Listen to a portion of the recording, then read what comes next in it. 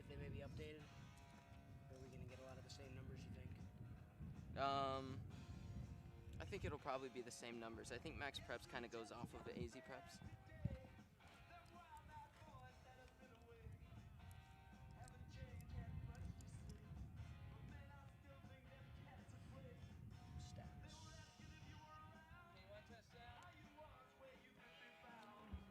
Test, test, test, test. Testing. One, test, two, one, test, two. test.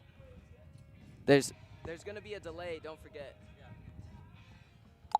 Test. My name is Sammy Rivera. Test.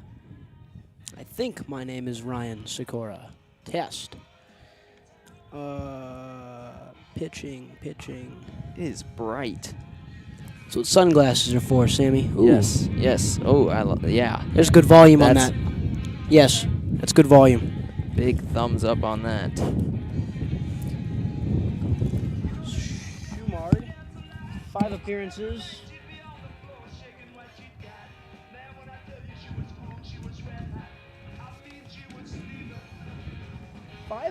Only 4 innings pitched. Okay. Network, we are here at Saguaro High School in Scottsdale, Arizona. My name is Sammy Rivera. Alongside me is color commentator Ryan Sikora, and we'll be here with you for this matchup in the 4A conference between the Saguaro Sabercats and the Shadow Mountain Matadors. Sabercats are actually playing their first game this week after their 6-2 win over Bradshaw Mountain last Friday. And that was really a pitcher's duel in that game between Thomas Cesaro for the Sabercats and Sam Brown for the Bears. But the Sabercats were able to pull out the win thanks to that great performance by Cesaro on the mound. Shadow Mountain, on the other hand, won their game a couple days ago against Moon Valley, and that was by a final score of 14-4.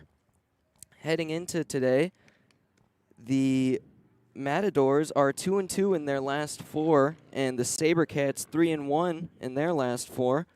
Matadors have outscored their opponents 65-45, and the Sabercats they have outscored their opponents by a total of 66-39. So if that doesn't foreshadow some offense for this game, I don't know what does. Well, offense indeed, Sammy, and I think the starting point here is Kevin Anderson on the mound for the Matadors today out of Shadow Mountain High School. Looks gettable on paper.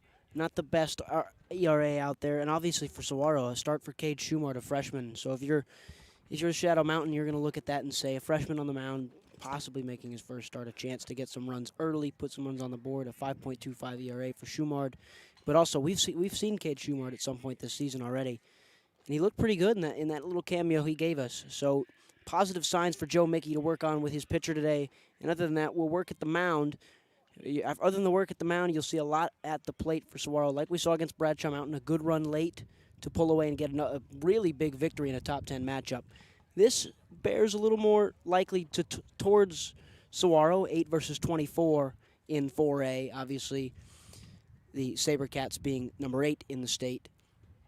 So a big chance to just get some runs on the board, walk out of here with what should be a win in the end, and get yourself to 6-4 and keep climbing above 500.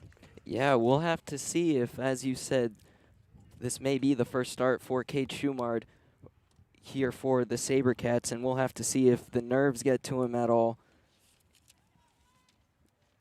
And the Bradshaw Mountain the Shadow Mountain Matadors are over in the Skyline region. They are currently sitting at 4th in that region with a record of 4-3 in region play. And the Sabercats in the Desert Sky region are 3-1, second in that region behind Mesquite. And overall, both teams sitting at 5-4 on the season. I think it'll be a very exciting matchup. As you said, though, Sabercats trying to ride the success that they have had as of recent, and the Matadors likewise trying to keep the momentum they had after that big win against the Moon Valley Rockets. Yep, and for Saguaro today, you're going to see him line up like this. Ty Nelson will lead him off from shortstop. Thomas Cesaro, who we've seen pitch every time. He won't pitch today. He's at third. Tanner Nelson is out in right field. He bats third in the lineup. Frank DiGregorio behind the plate will bat fourth. Kyle Herrera will bat fifth out there in left field. Rolando Cota will DH in place of the pitcher Cade Schumard, while Javen Jacobs will patrol center field. Cole Stocks at first, and Aiden Bronska rounds out the order at second base. And it'll be exciting to see someone else on the mound, getting a new face here on the Varsity Sports Show Network to start the game. And at the moment, we do have the coaches meeting at home plate. 2 umpires here for the game this afternoon. 100% right on that excitement, though, to see someone different than Thomas DeCesaro, a guy who we had last week on the Varsity Sports Show radio. He was able to talk to us. We asked him a few questions about how his preparation is different, and we also got a chance to talk to Joe Mickey about how they can sort of wrangle or bring in expectations about how well they've started the season, being a top 10 team in the state, and how he kind of controls that and how they try and stay away from watching the rankings, but it's obviously inevitable that you're going to see where you're ranked.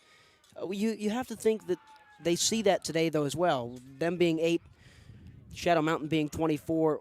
What do you think a player looks at when they see that? Obviously, it's probably not the best thing motivation-wise to play a team that's a little bit lower ranked than you. Yeah, I think it's something that you definitely can't let get to your head. I think it can be easy to overlook opponents, but, you know, anything can happen on any given day in baseball. And especially when you got a freshman going out there on the mound, it's going to be important for Cade Schumar to keep his composure, especially in that first inning, just to go out there and hopefully get a good quick 1-2-3 in that first half inning. But I'm excited for this matchup. We do have quite a bit of wind today. We'll pause for a moment for the PA announcing of the lineups. Leading off and playing shortstop, number 4, Ty Nelson. Batting second and playing third base today, number 2, Thomas DeCesaro. Batting third and playing right field, number 14, Tanner Nelson. Batting fourth today and catching, number 3, Frankie DiGregorio. Batting fifth and playing left field, number 11, Kyle Herrera. Batting sixth and DHing today, number 13, Rolando Cota. Batting seventh and playing center field, number 6, Javen Jacobs. Batting eighth and playing first base, number 5, Cole Stocks. Batting ninth and playing second base, number 13, Aiden Bronska. Who'd I have what? Their lineup. Yes, I And have on the the mound pink one. today is number 23, Cade Schumard. The pink one right here. No, that's not it. I handed you a little pink one. Maybe that was it. Would everyone please rise and remove your caps for the playing of our national anthem?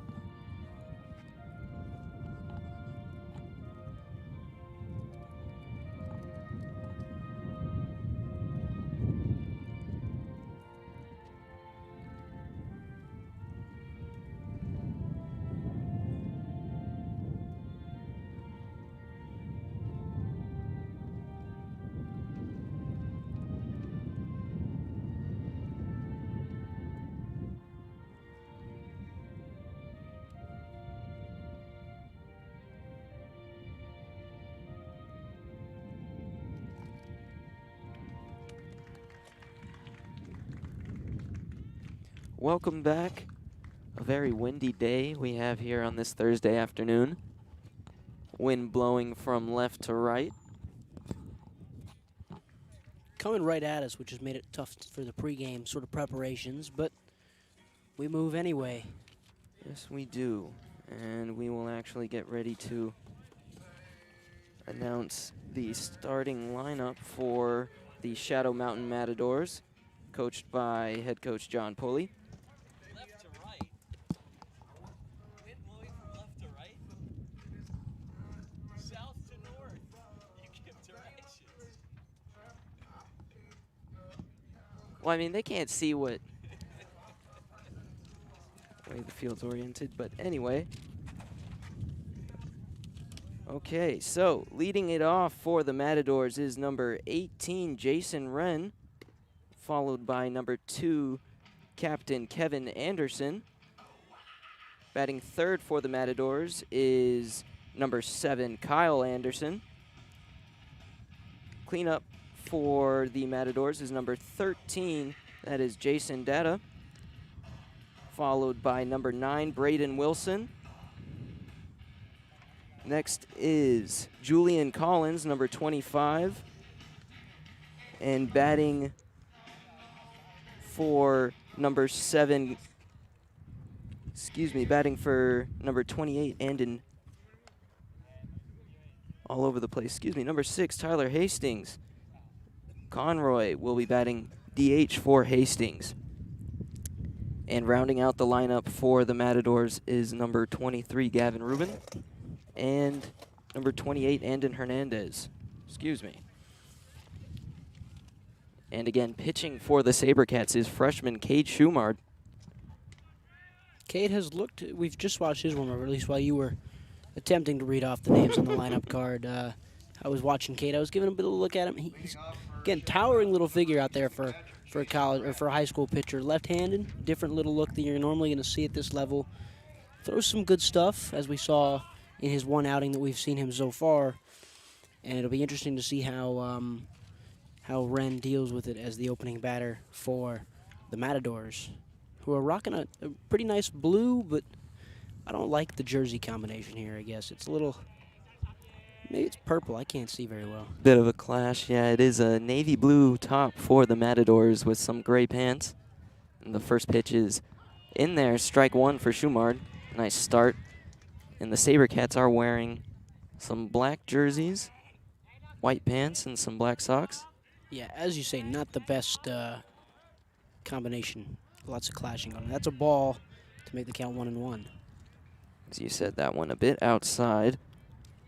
And again, this is number 18, Jason Wren at the plate for the Matadors. That one is fouled off, making the count 1-2.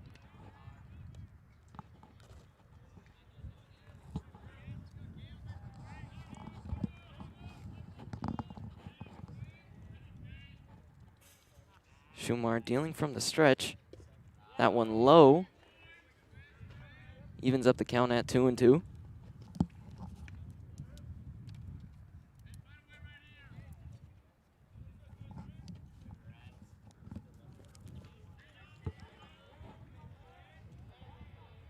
Schumard. That one is lifted into left center field. And the play is made out there, that time by, that is Cale Herrera out there in left field. Good communication out there by the outfielders. Javen Jacobs would normally take that ball, as we've seen him take that ball a lot of times this year. But Herrera liked it, saw it, ran over to the area, and just took it out of the air. Was calm, cool, collected to get the first out for Cade Schumard and the Saguaro Sabercats.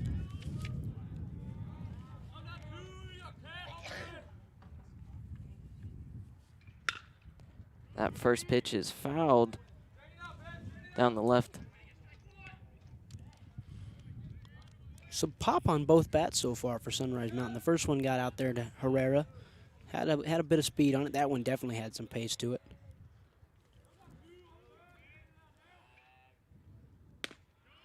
A good pitch there by Cade Schumard. It's ahead in the count here, 0-2. Good start for the freshman, Kevin Anderson, at the plate for the Matadors. The 0-2. That one is a bit high, called a ball.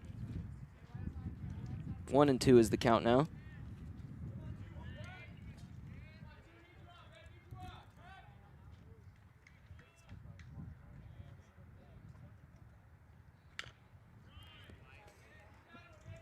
Off-speed pitch is fouled off by Anderson. Still ahead is Schumard.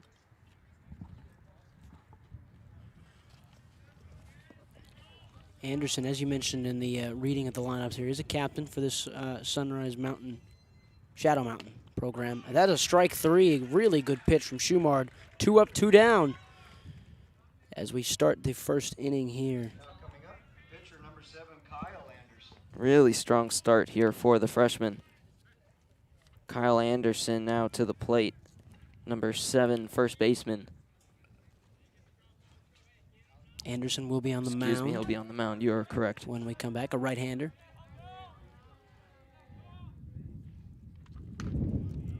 That one high and inside. First ball of the at-bat.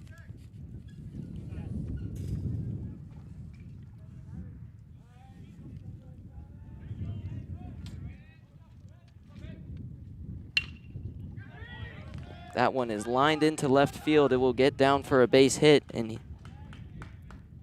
Herrera makes the play out there and gets the ball in. First base runner of the game for the Matadors. As you said, Matadors get a runner on, get a chance for number 13, Jason Data at the plate.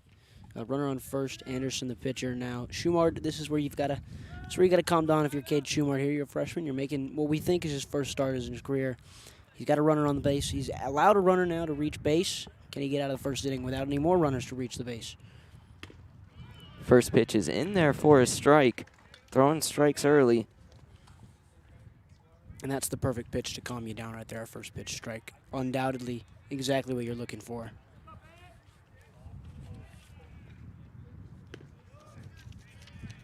That one misses. Evens up the count at 1-1.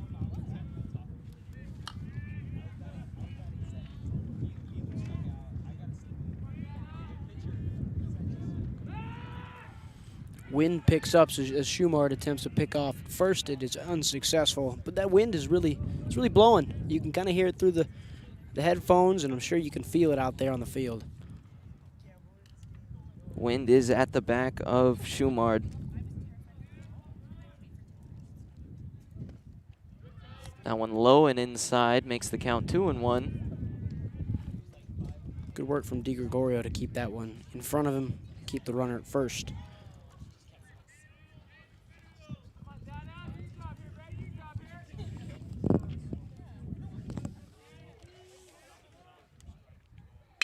One is fouled down the third base side. 2-2 is the count.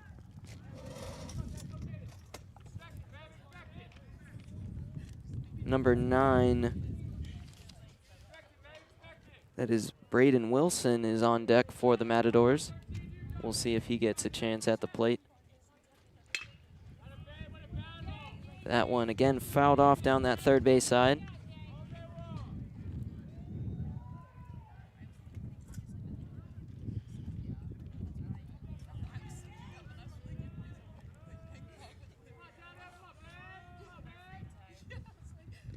Two is in the dirt, making it a full count now.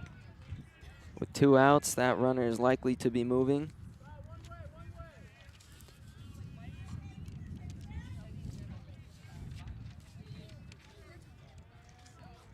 It's 18 pitches in, and it doesn't look like the calmest start on paper, but he feels really calm by Schumard to start us off here, and that ball is fouled down the right field line. Is there going to be a play made? The play was definitely made by the first baseman, Cole Stocks, right past the away dugout at Shadow Mountain. Lost his cap on the play, but an excellent start for Cade Schumard, the freshman for the Saguaro Sabercats. We'll take a break really quick as we get ready for the bottom of the first inning here on the Varsity Sports Show Network. see that.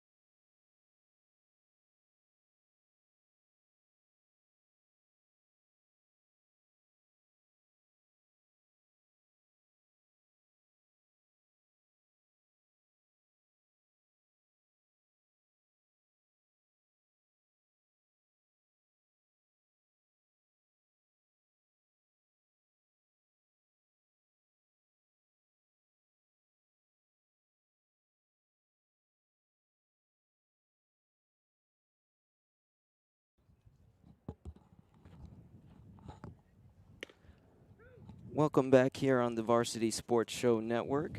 Again, we are here at Saguaro High School in Scottsdale, Arizona for this 4A conference matchup. And a quick inning there for Cade Schumard. Very solid start.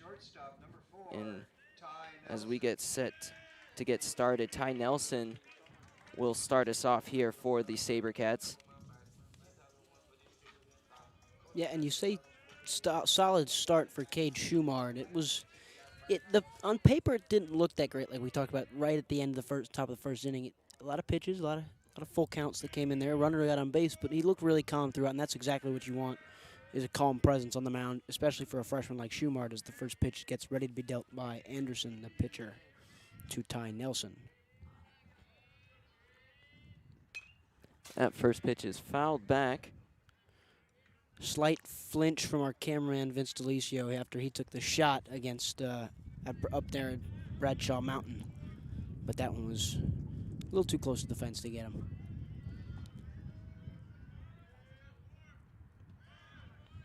Down in the dirt makes it 1-1 for Ty Nelson at the plate.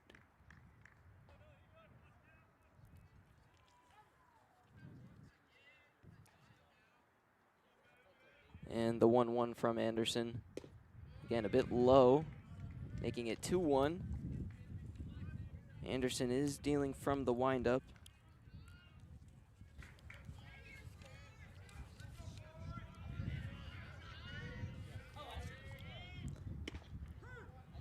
Nice pitch there. In there for a strike. Evens up the count at 2-2 here.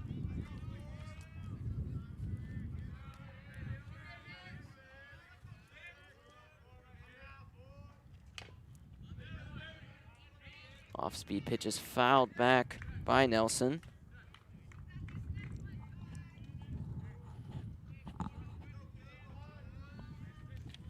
On deck for the Sabercats, we do have number 2, Thomas Cesaro, who we did have on the Sabercat report over the weekend. Nelson has also been on the Sabercat report. Yes, he has. Both of them very well-spoken young men. That 2-2 pitch was in the dirt. Well, you can call them young men. I think they're probably the same age as me, so we'll just stick to high school students. That one hit over to shortstop. Throw in time. Nice stretch over there at first base. That is number 9, Braden Wilson over at first. And at shortstop, that was number 2, Kevin Anderson, Really Nice good throw throw. from Kevin Anderson. Yeah, gets it. It almost didn't quite get there, but again, great play by the number 9 at first base to kind of pick it out of the dirt. It wasn't quite in the dirt. Braden Wilson makes a nice little grab to get the first out or second out. Sorry, no, first out. We're all over the place to start this first inning. As Cesaro steps up to the plate. And that first pitch is in there for a strike.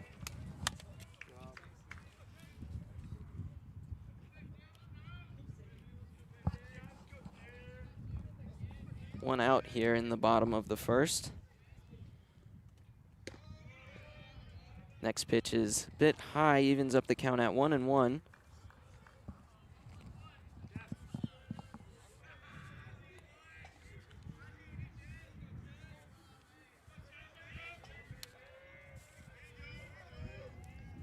The 1-1 is fouled back by Cesaro. 1-2 is the count.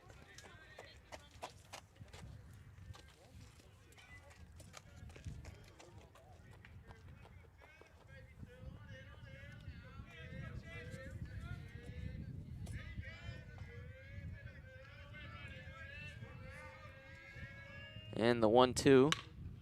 Breaking ball is hit over to short. Throw. One hops the first baseman. Cesaro is going to look to take second, and he will slide, but there is no throw.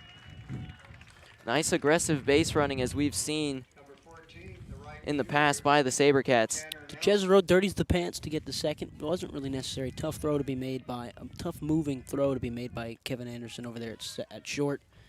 Wasn't the best throw, but you have to be happy for the Sabercats to get a runner on second early on with the number 14. That is Tanner Nelson. I can't believe I can't remember the players after all the games I've done, but Tanner Nelson comes to the plate, the 3-hitter, with a runner in scoring position in the bottom of the first.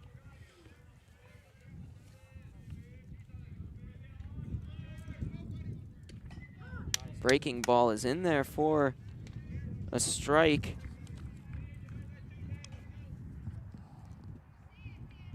As number 7, again, that is Kyle Anderson on the mound. He's getting some signs from Kevin Anderson over there at short. That is swung on. Anderson getting himself ahead here now. 0-2 is the count. Nice cut from Tanner there, but again, no contact made. Anderson starting this third batter off real strong for the Matadors.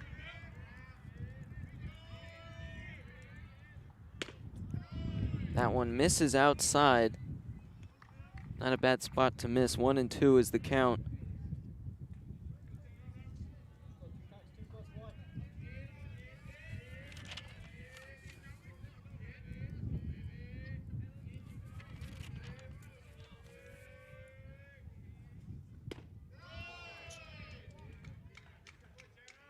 That one called a ball.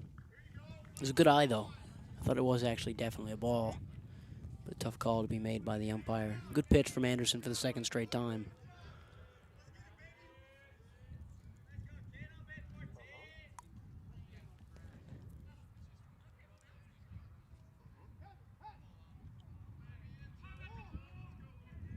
And a balk is called on Anderson. That will advance Cesaro over to third. Wasn't able to see exactly what happened. Looked to me that his pitching motion, it did definitely infringe a little, but it wasn't the biggest of movements on the mound from Anderson. There's a bit of a discussion going on between the ump. He's a bit, not shaken, that wouldn't be the word I would use at all, but sort of confused out there. As Tanner Nelson now gets a runner on third. A chance to drive into Cesaro with one out on a 2-2 count. Anderson will step back on the rubber for the Matadors.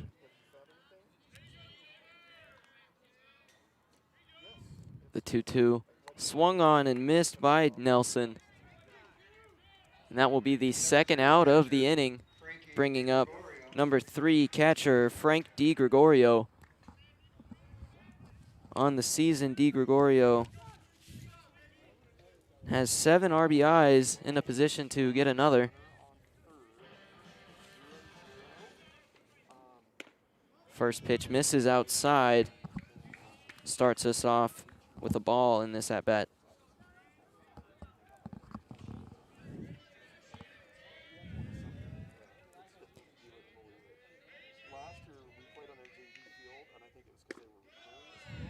And the 1-0 is a bit high. DiGregorio getting himself into a good count here. Now 2-0. As Anderson comes set. Bit of a half swing there by DiGregorio. Good call by the home plate umpire. He definitely went. And Anderson gets another indecisive swing out of a player, causing him to think with some good well located pitches, sort of on the edges of the strike zone. Sort of like that one. That one's called for a strike. It's 2-2 for DiGregorio. This would be a big spot for Anderson to get out of this inning with no runs scored, leaving Cesaro on third.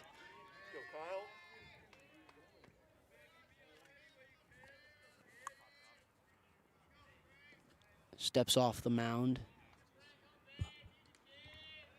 And this will have to sting for the Sabercats if they are not able to get Cesaro home, as that one is a bit outside, making it a 3-2 count now for DiGregorio. It'll sting, but it's early. Exactly. 6 innings to go after this. Plenty of time on the board as the full count pitch comes to DiGregorio. Contact made, straight up the middle. He'll drive in his 8th runner of the year. Thomas Cesaro scores for the Cats. 1-0. Number 11, the left fielder, Kyle Herrera. And DiGregorio will get a courtesy runner. That is number 7, Jacob Pickett, heading out there. And it will bring up number 11, Kale Herrera, left fielder for the Sabercats.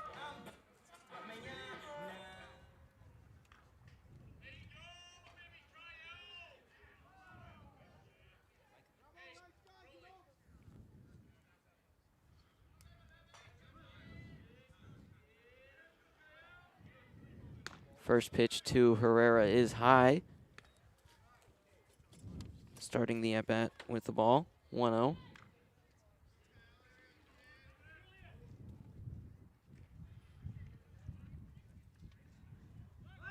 Pick off over to first base. Bit of a high throw.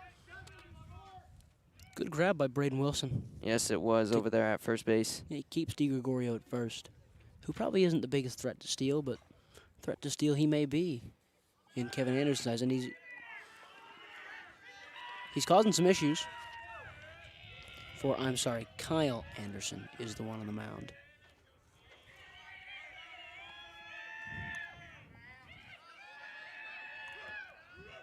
And the 1-0 to Herrera in there for a strike. That time, Jason Wren behind the plate. Had some trouble squeezing the glove there. Have to be careful with runners on.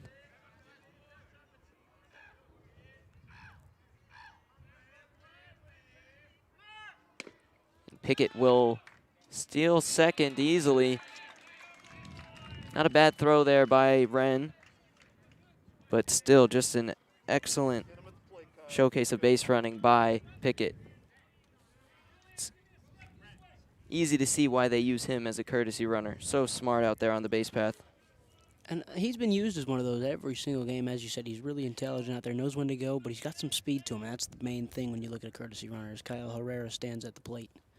Takes a big cut again. It's a strikeout that will end the bottom of the first. But Saguaro get a run on the board and lead 1-0 as we go to the second.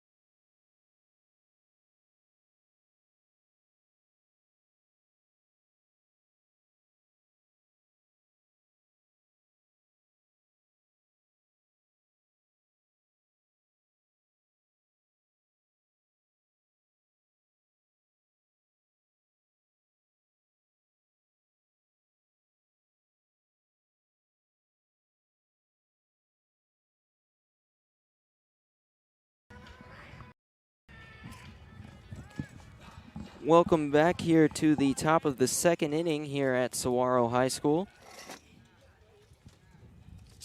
Starting us off this inning for the Matadors is number 9, Braden Wilson, first baseman.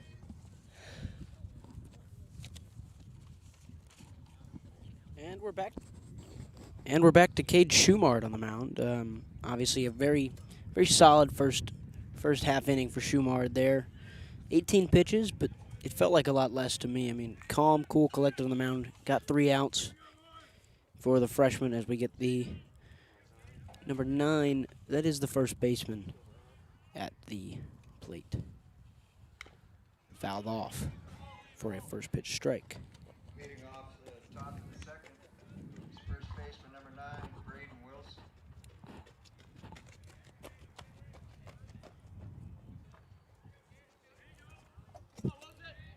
And the 0-1 pitch from Schumard in there. 0-2 is the count, ahead early.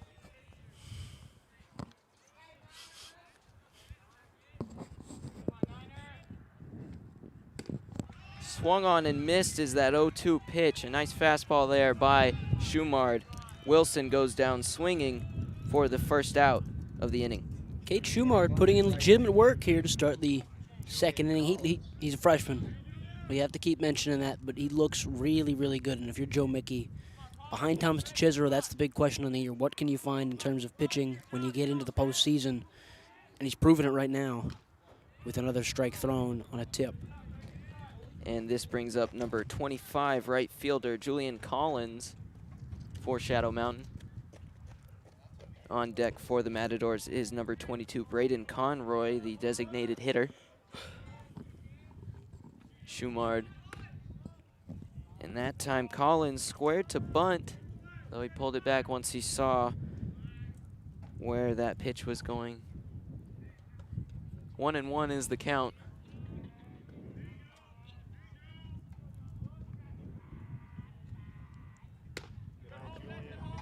That 1-1 pitch, again, misses a bit high, making it 2-1. Frank DiGregorio being a leader back there.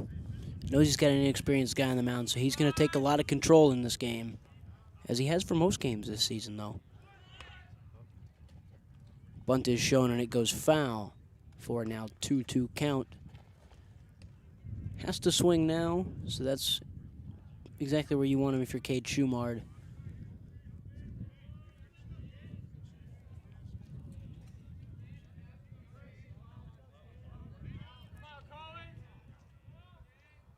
And the 2-2 pitch from Schumard fouled off down the third base side.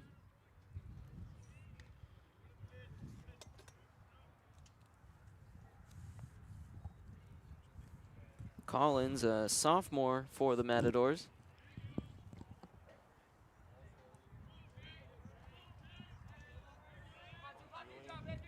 And the 2-2 is fouled back into the softball field.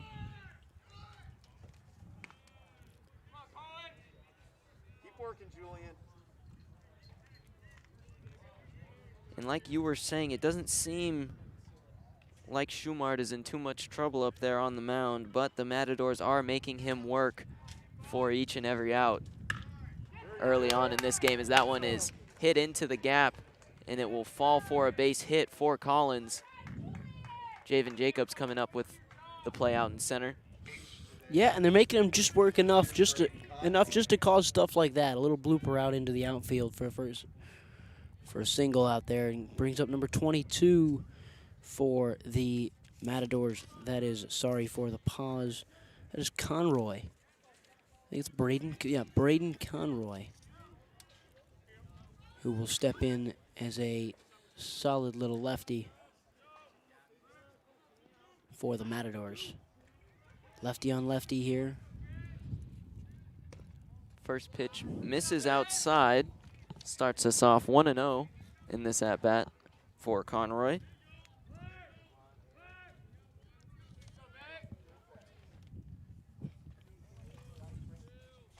Not a huge lead over there at first, but nonetheless Schumard will pick off over there. as Collins slides in safe.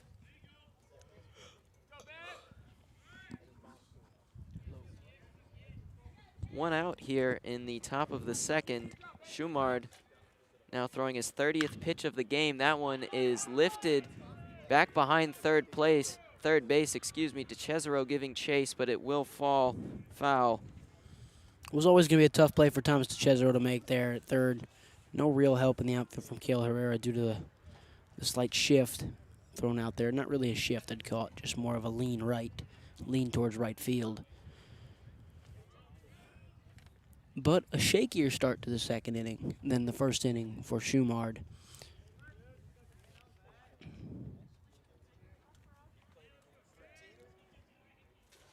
And the 1-1 from Schumard. Runner will go.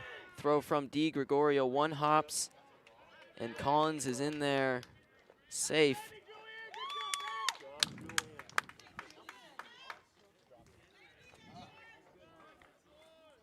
Collins got a good jump that time on Schumard. He's able to pick up the stolen base. And it actually wasn't a half-bad throw from Di Gregorio, a guy who we've seen struggle at times this year to make that throw to second. That was probably one of his better throws that he's put out there. But nevertheless, Collins gets a nice little steal, and that one's fouled off by Braden Conroy.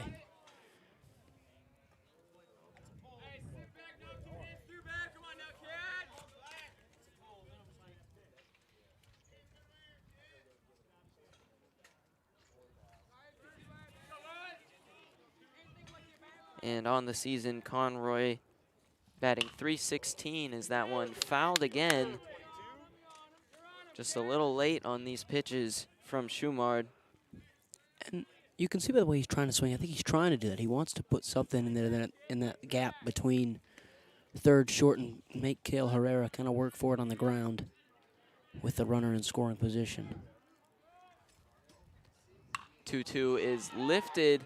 It'll stay in the infield. Shortstop Ty Nelson makes the play over there for the second out of the inning. Center fielder number 23, Gavin Rubin. And it will bring up number 23, Gavin Rubin, for the Matadors. A senior for Shadow Mountain. Batting .320 on the year. He does have 3 RBIs, as he has a runner here in scoring position. First pitch misses high and away.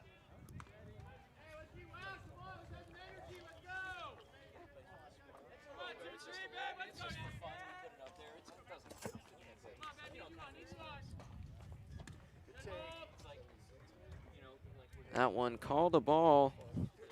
2-0 is the count.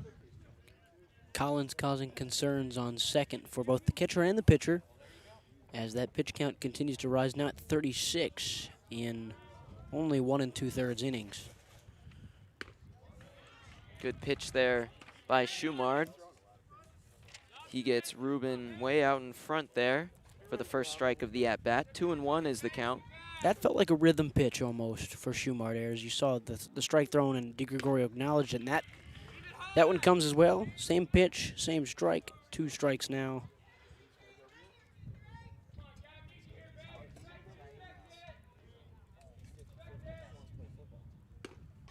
And that is swung on and missed for the third out of the inning, and the third strikeout of the game for freshman Cade Schumard. And we will take another break here on the Varsity Sports Show Network.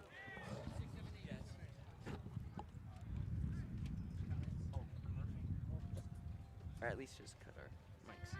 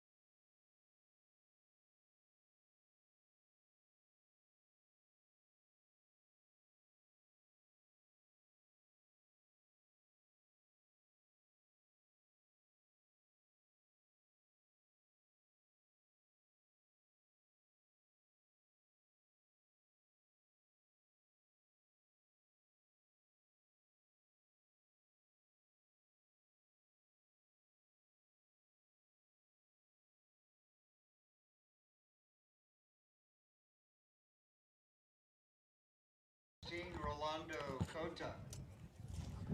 Welcome back here. We are here in the bottom of the second inning at Saguaro High School here on the Varsity Sports Show Network. Up at the plate is number 16, Rolando Cota for the Sabercats. That first pitch called a strike. Cota took a bit of a half swing there.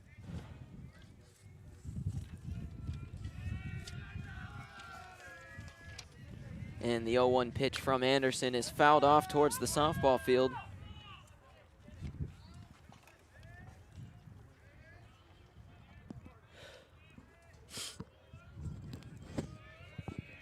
Kevin Anderson gets set to deal the third pitch of the at-bat.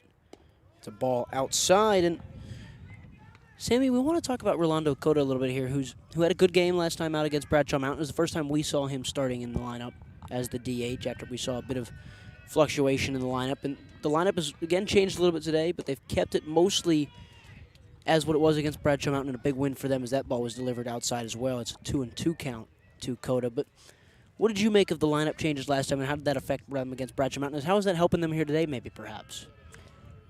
Well, I think the addition of Cota being more of a presence in their lineup, especially out on the field, too. Obviously, with the win against Bradshaw Mountain, there is a bit of success to it, but fielding-wise, Cota did have a bit of a rough afternoon there up at Bradshaw Mountain, just with the artificial turf in the infield. But at the plate, had a decent afternoon, as he is walked there on a full count. Not often you see a designated hitter get walked. Well, it was a walk, but it wasn't really a walk. I mean, it felt like he didn't earn the walk. I mean, a couple rough pitches in there for Anderson on the mound, and he gets on first base. But that's the kind of stuff that Cota can give you. That's a little bit different to your stereotypical DH. He gives you that eye. He gives you that contact more so than the home runs, which are harder to come by here at the high school level. So you might as well go out there and put a guy in there that has a good eye and can just get on base and contribute from the bases as Javen Jacobs comes up, the center fielder. And that first pitch to Jacobs will miss low and away for the first ball of the at-bat. Jacobs batting .200 on the season with 6 hits and 3 RBIs. We'll see if he can move Cota over. Jacobs, your traditional center fielder, a good little contact hitter who can get himself on base, get some steals, and really patrol that center field. He's made a lot of great plays out there, covering a lot of ground. But they need his bat here with Cota on first.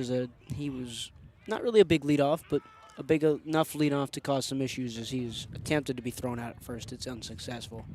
1-1 count to Javen Jacobs. Again, that one will miss outside.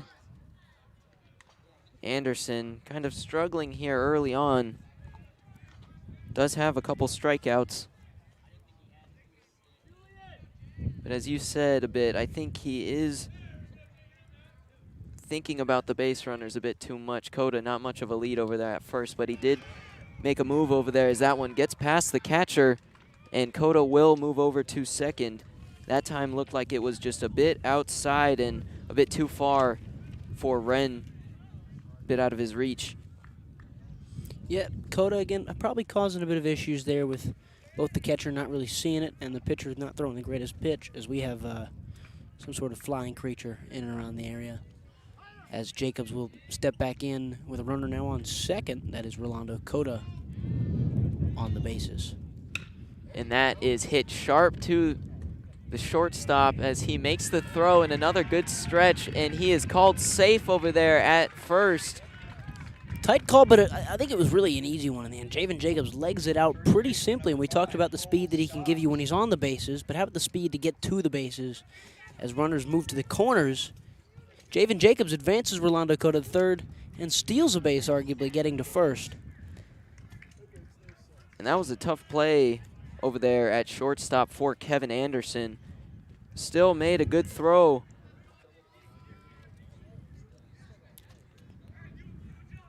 Jacobs now with a bigger leadoff than we'll see normally. He's got speed. He's someone to worry about there, but now the pitcher focuses there. The ball is fouled over the fence. Just misses the softball fence. And this is number 5, Cole Stocks, first baseman for the Sabercats, up at the plate. On the season, he is batting .357 with 3 RBIs. A big moment here for the Sabercats with 2 runners on and no outs. And Stocks gives you great production from the 8 spot. A guy you said batting .357, a lot of RBIs, as Javen Jacobs causing some issues. No outs, worry about the batter now. You're in a tough hole, just go out there and throw strikes if you're Anderson on the mound. But Cole Stocks, as we're saying, great production. He's the guy you want here. As a lot of this lineup has for Saguaro. A lot of guys who can do it in big moments and do it well. And Jacobs will take off for second, but that is fouled back out of play along the first base side. And we'll see here what play the Matadors put on for this first and third situation, as it does appear that the Sabercats are going to send Jacobs. Yeah, and it makes sense to send Javen Jacobs here. You don't want the double play as a pickoff is attempted. But Jacobs, again, you're right. I think they're going to send him. I think you got to go. You got a chance to put both guys in scoring position. Got a chance to get rid of the double play pretty much entirely. That one a bit high. Stocks lays off. Scoreboard has gone down. And your catcher back there for Shadow Mountain really feels that he's got to get the pickoff right as well. So he's up quick every single time now. Kyle Anderson continuing to check over on Javen Jacobs over there at first base. So 2 runners on, no outs. And Anderson will step off for a moment to collect himself.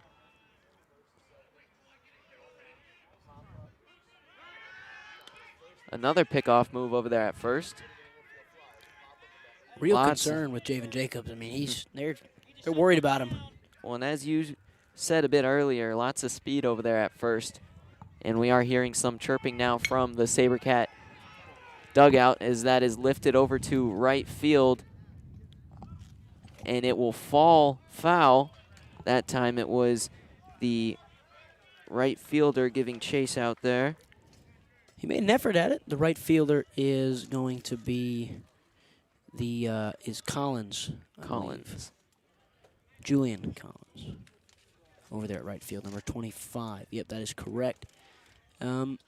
Stocks will step off the mound, and they will will wipe a little bit of dirt off of it. But runners at the corners, like we said. Javen Jacobs being a nuisance over there at first, really causes issue. Cole Stocks should get a hit here, or at least drive in a run. He's got to for the Saguaro, who've now had 2 chances to drive in runners in 2 innings.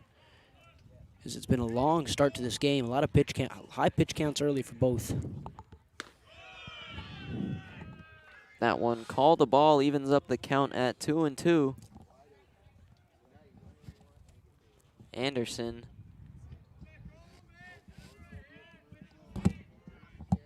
As you said, an increasing pitch count here.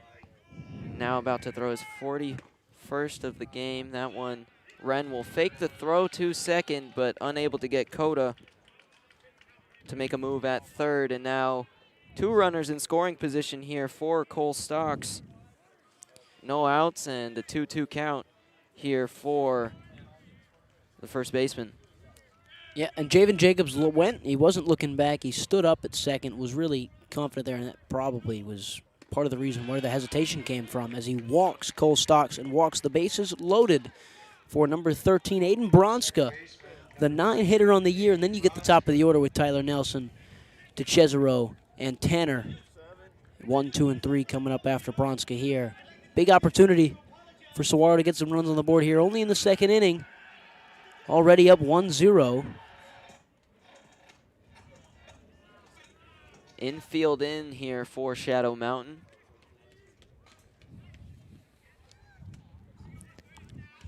We'll see if Anderson can get a ground ball and a play at the plate. That one misses high and away for a ball. As time is called by Shadow Mountain. And then we'll have a meeting here on the mound. We'll see if there is a pitching change.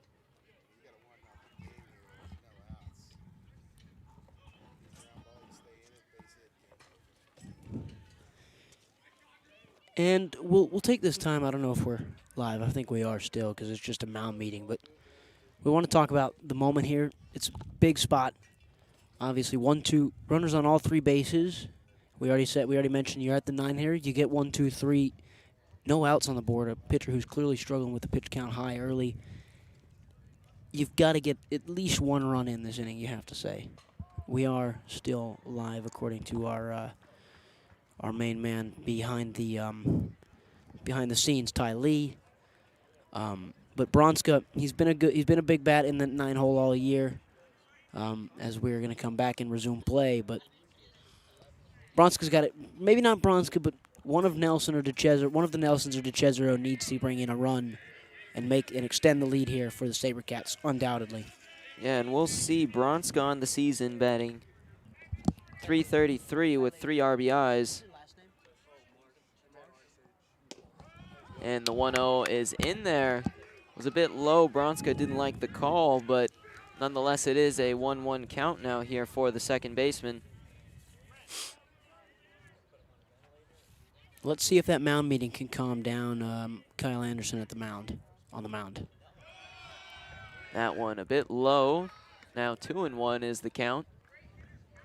That loud Saguaro dugout. We say it every game. They're a loud little bunch over there, and the fans can get loud too when they want to. 46 pitches now as it's fouled off. Nearly came over the fence towards us. Sammy, you did not look ready to catch that. I wasn't. That ricochet was unexpected. 2-2 here now for Anderson. Bases loaded, no outs. Bronska hits it over to short. Won't have a play at the plate. They will get the out at first. That time the ball actually got stuck in the webbing of the glove of first baseman number 9, Braden Wilson. He does hang on, though, for the first out, and Saguaro gets a run on the board, 2-0. But now, obviously now the first out of the inning for Kyle Anderson at the plate. We get Javen Jacobs going to third, and I forget that is number 5, Cole Stocks at second. As we get back to the top of the order with Ty Nelson. That ball's in the dirt to make it 0-1. And there is 1 out in the inning after that. Fielder's choice, I guess, is what you would call that. He looked second, decided not to make the double play, just took the 1 at first. As you were saying, 2 runners in scoring position here for Nelson. We'll see if he's able to drive in a couple more, increase this lead. That first pitch is high. That's the second pitch. Thank you. We are at 2-0, and again, that's a great spot for Ty Nelson to work with the lead on the count and runners in scoring position. That one is in there for a strike. So we wait for the scoreboard here to catch up. It's coming slowly. Obviously, Thomas Cesaro on deck. Nelson, though, you'd love to see him drive in a run, get some production from the top of your lineup. That pitch is low. 3-1 is the count. I have 3-1 on my scoreboard, which is the one There that it counts is. in my book. The 3-1 from Anderson is lifted in the air right behind the mound. Second baseman, that is, I believe, number 8.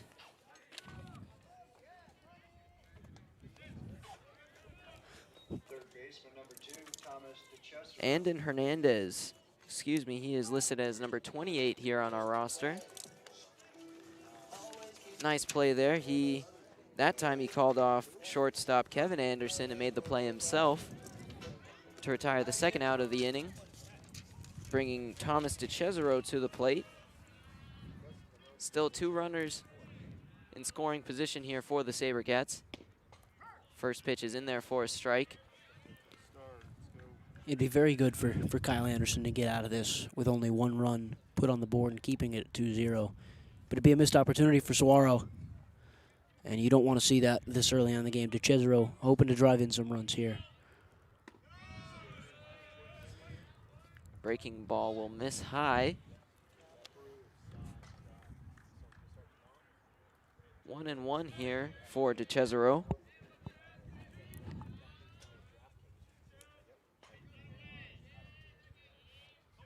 That pitch gets past the catcher, Wren, and Jacobs will slide in safe at home. Stocks rounded third, thought about it, but he will stay put at third. The Sabercats getting another run on the board. Yep, and Javen Jacobs takes advantage. He was already on a nice little leadoff on third, and take advantage is the word you got to use there. Bad pitch was never really even made a catcher never even really made a play at attempting to stop it. It just flew over his head with a little bit of surprise probably from the catcher. And Anderson will go get calmed down again for the second time this inning. It's 3-0 Cats. 2 runs up on the second, 1 in the first. Thomas Cesaro with a 2-1 count and a runner on third. That's Cole Stocks on third. He'll swing on that one. Misses though. 2-2 is the count. It was a big cut by Cesaro, as you said. Swing and a miss is 100% what happened there. Now 2-2. Good spot for Anderson to get out of the inning. Cesaro steps back in. 57 pitches in 2 innings. A called strike looking. Thomas Cesaro throws the bat in frustration. The bottom of the second ends. Cats put 2 on the board, but a jam escape by Kyle Anderson on the mound for the Matadors. We will go to the third. Sabercats 3, Matadors 0.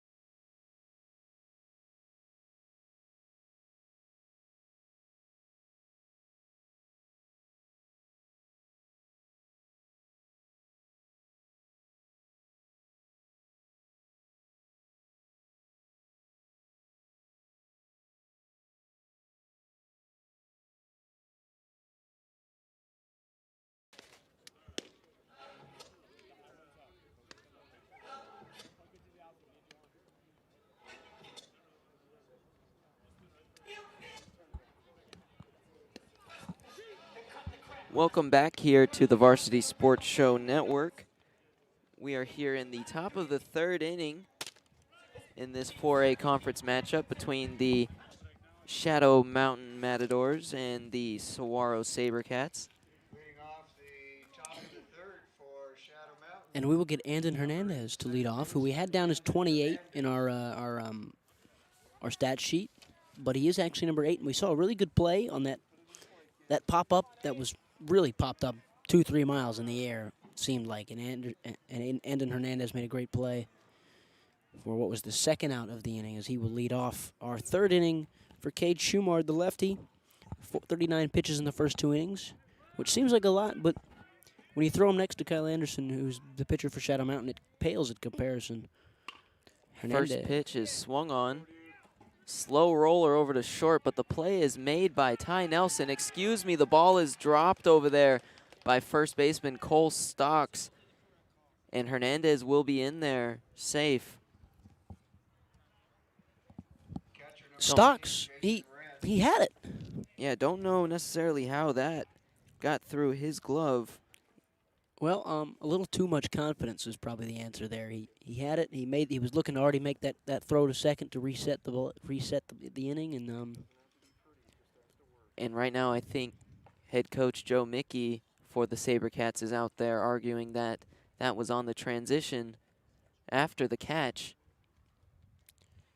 Yeah, but I think if you're Cole Stocks, we heard a little saying from the crowd just a few seconds ago. Doesn't have to be pretty, it just has to work, as he says right here. And it didn't work for Cole Stocks there, clearly, as the batter is safe. Runner on first, Joe Mickey's, I guess, sort of ramble is no good. And Schumard will deal to the second batter of the inning. That one is fouled off down the third base line. We'll see how aggressive the Matadors are here on the base path. First time they've had a runner on with no outs in this game. Pickoff attempt over at first, unsuccessful. Nice pick over there by Cole Stocks. Boy, I think Cole Stocks really wants to get that kid out now after he kind of allowed him to sit on first. But Schumard, he's just got to worry about the batters here. You're up 3-0. No need to really teeter with that runner on first as he throws this pitch. And it is fouled back, out of play. Then we'll bounce off the Shadow Mountain dugout. 0-2 count now here for catcher Jason Wren. Wren, a senior for the Matadors. Captain as well. Has to be a confident little bit of a confidence boost to be named captain by your teammates. That ball is high from Schumard. It'll be a 1-2 count with a runner on first. And on deck here for the Matadors is number 2, Kevin Anderson. He's playing shortstop today. And the 1-2 pitch in the dirt. Nice play there behind the plate by Frank DiGregorio. Evens up the count at 2-2. Was up right away to make sure Andon Hernandez could not advance the bases. And DiGregorio, with the freshman behind the plate, he kind of takes control out there in a greater way than he normally does. 2-2. Breaking ball is lofted into left field, and it will fall for a base hit. That'll move Hernandez over to second. 2 runners on here for the Matadors with no outs. Bringing up Kevin Anderson to the plate.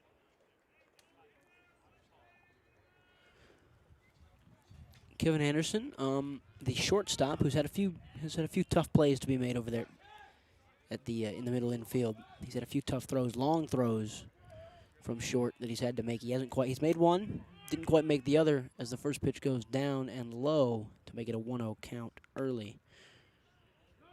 Anderson that time squared around a bunt, though he pulled it back.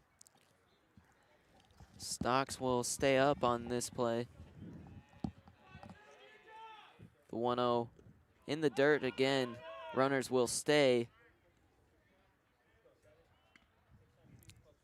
Cade Schumard needs to settle down here a little bit more. He's come out here in the third, and he's not looked as good as or at least as calm as he has in the first 2 innings.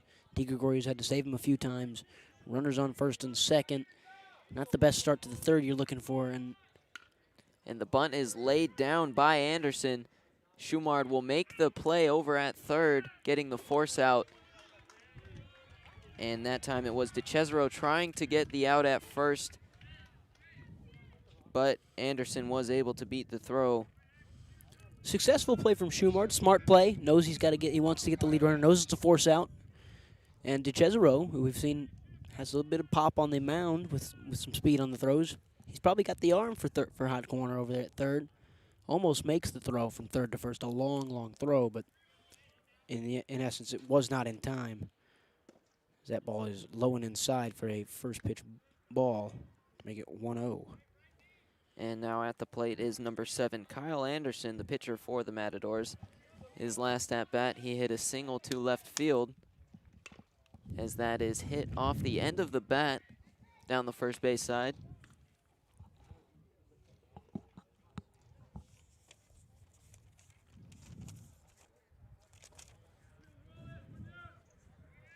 And with these base runners on, it all just goes back to that first at bat in which they had Hernandez out at first, but the ball somehow got away from Cole Stocks. Andon Hernandez with a big leadoff on second as Kyle Anderson stands in at the plate.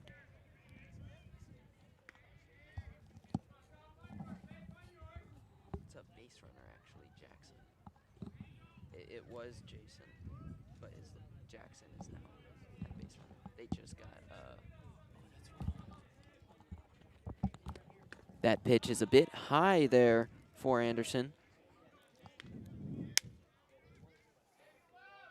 And we missed the exchange for the courtesy runner over. We now have Jackson Wren at second. He is courtesy running for Jason Wren. That ball high, and it will walk Kyle Anderson now. The base is loaded here for Schumard. Will bring to the plate third baseman. It'll also bring 13, Jason Detta. It'll also bring Frank DiGregorio to the mound, who's going to have a discussion with Cade Schumar here. We saw bases loaded walked last time. Didn't bode well in the end, but they got out of the jam. Bases have been walked loaded again this time, as there will be a full meeting as the pitching coach Dave Fortnoy will come join all of the middle infield at the mound. Bases loaded. Big spot for Shadow Mountain, who've struggled to stay in and around this game so far, but good bottom of the second to keep the score close, 3-0. And now a spot to really make that pay off is bases loaded, no outs, or 1 out, sorry, is exactly where you want to be, as Fortney will back himself back off. DiGregorio will walk back with the ump, and we will get back to normal.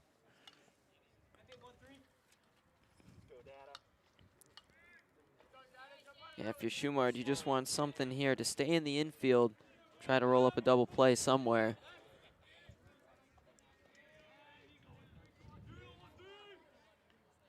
And the first pitch to Data is in there for a strike. Good pitch, Cade Schumard. We saw him settle down with a few good rhythm pitches to end the second inning. Let's see if he can do the same to get out of the third.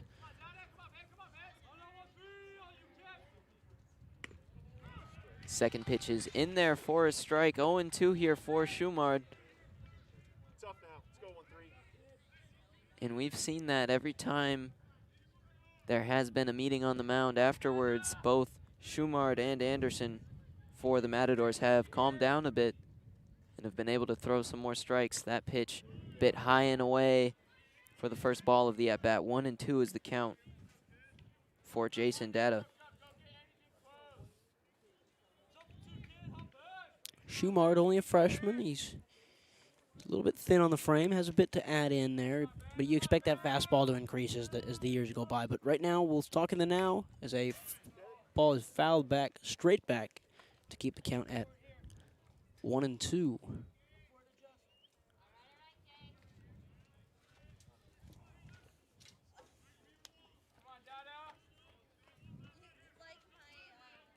And Data on the season batting .259 with 9 RBIs on the season. And that one a bit low, but called a strike. Strike 3 on Data. I don't even know about a bit low. That was pretty low for a strike there. But Cade Schumard will take it nonetheless. 2 outs now with the bases loaded. A big spot now for number 9. That is Wilson, Braden Wilson, the first baseman, who's had a tough time making some plays over there at the 3 spot. But for Cade Schumard, biggest spot of the game for the freshman, probably the biggest spot of his season so far. That pitch there will miss outside. Last time Wilson was at the plate, he struck out. That was in the second inning. The 1-0 pitch is fouled back along the third base side. It will fall out of play behind the Saguaro dugout. Wilson on the season, batting .304 with 4 RBIs, now here with the bases loaded. Still 2 outs. Time is called by the third base coach for the Matadors as he wants to talk to Braden Wilson about what they want to do here with 2 outs, bases loaded. Big spot, need runs here if you're the Matadors to stick around in this game. We've seen Saguaro has been able to put runners on the bases early, and eventually that should project to some more runs on the board. You don't want to put yourself in a hole. You need some runs here for Shadow Mountain. And as you were saying earlier, Matadors fell behind a little bit. Here's a big opportunity to get back in it, as that is called a strike. Now making the count 1-2. And I wonder if that pause by the third base coach allowed Cade Schumard to gather his senses a little, get himself another chance to calm down a little bit. 1-2 pitch is lofted to the third baseman, and Thomas Cesaro easily makes the play there. Schumard escapes a bit of a jam there, and the Matadors are unable to get any runs across on the scoreboard. And we will take another break here as we get ready to head into the bottom of the third inning here at Saguaro High School on the Varsity Sports Show Network.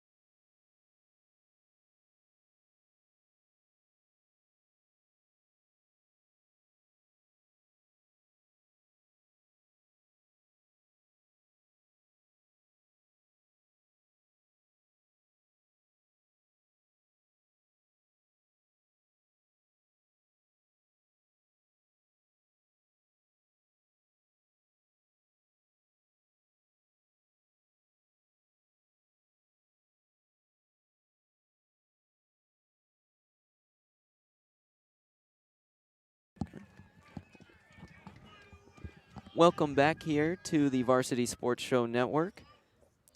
We did have a pitching change for the Matadors. Boston McGarrahan, number 1, a junior, now on the mound for the Matadors. That first pitch in there for a strike. Next pitch is lifted down the right field line. Sliding play out there and right. Unable to come up with it is number 25, Julian Collins. And Tanner Nelson will get all the way around to third base. A triple to start the inning for the Sabercats. Unfortunate play out there by Collins. Was a difficult play out there with the wind. And a little bit of sun, not really though, but Joe Mickey holds Tanner Nelson at third. We've seen some aggressive base running, but that was the right call there, obviously. Hold him at third. The throw was right on time. It was actually a pretty good cutoff play by Matadors, and it was clean after the tough play to be made as we get Frank DiGregorio to step into the spotlight again. Second time this game for the catcher with Tanner Nelson at third. First pitch is in there for a strike. Last time DiGregorio was at the plate, was able to get on base with a single out to center.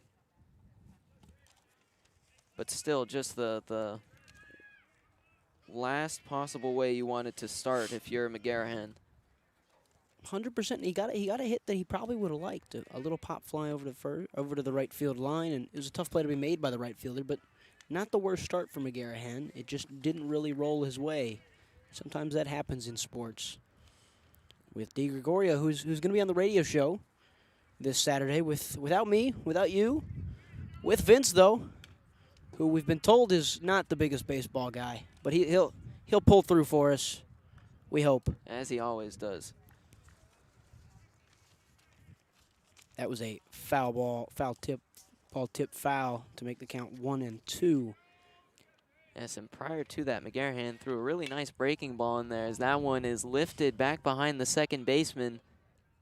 And he is back there and makes the play. That time it was Hernandez, but as he's carried back into right field, Tanner Nelson is able to tag up and come home, increasing the lead now 4-0 here for the Sabercats in the bottom of the third inning.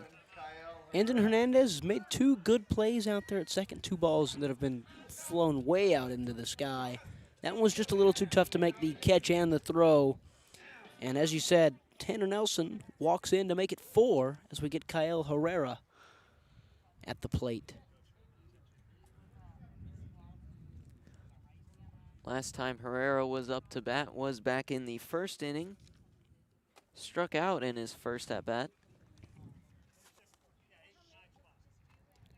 And a bit of a pause in play here as we try and figure out what has occurred. There was a bit of a discussion going on between what looked like the ump and the Shadow Mountain dugout. Obviously, Rolando Cota is on deck. Number 16, the DH on the day. Joe Mickey stands in there, gives some signals. And a first pitch strike comes from Boston McGarrahan, who has a fantastic name. And Herrera, a senior for the Sabercats, as he swings on that one. Herrera again batting .294 on the season with 5 hits, 4 RBIs. As he now gets ready for the 1-1 pitch from McGarrahan. That one fouled back, makes the count 1-2. Bit of a sidearm delivery from McGarrahan. It's the second or third time he's done that. Obviously, a little chop swing from Kyle Herrera at the plate, just trying to save it his at-bat for the next pitch. Comes sidearm again, ball is passed. It'll be the first ball of the at-bat down in the dirt. No play made by the catchers. Rolando Cota comes out to pick up the ball. And he'll hand it to the umpire instead of keeping it in his pocket.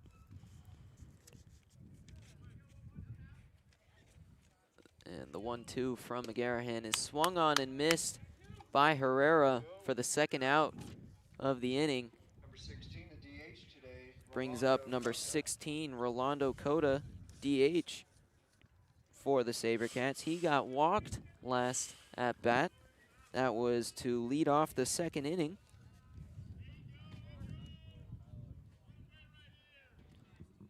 Solid start for McGarrahan. Solid indeed. I mean, he gave up a run, but the 2 runs were, it was a fly out to right field. That was a tough play. A pop fly to second. That was a good play made. Couldn't quite make the throw, and then a strikeout. First pitch ball thrown to Cota, but McGarrahan looks calm as he's come in here as the first man out of the bullpen. That one called a ball.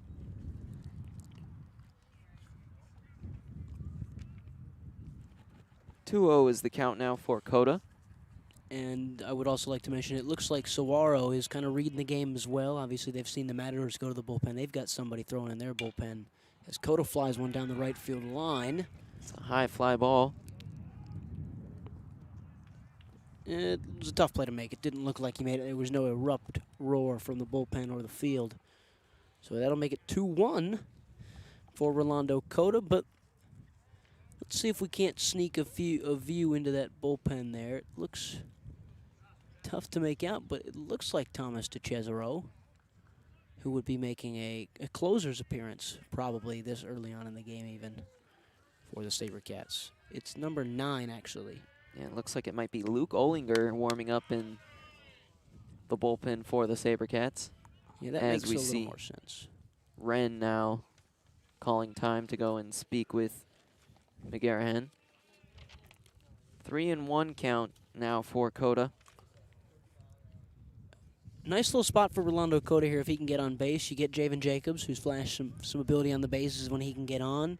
And then you get After Jacobs, you get Cole Stocks, who's had some good had some good at bats. Aiden Bronska, and then you get back to the top of the order. So, long way from that though. As Rolando Cota needs to get on base here with a full count and 2 outs. Here in the bottom of the third. And the 3-2 pitch is chopped over to third base. Anderson makes the throw, and the play is made over there at first base. That time, number 13, Jason Data, jumping up and making the play for the Matadors. And after 3, the Sabercats lead 4-0 over the Matadors as we take another break here on the Varsity Sports Show Network.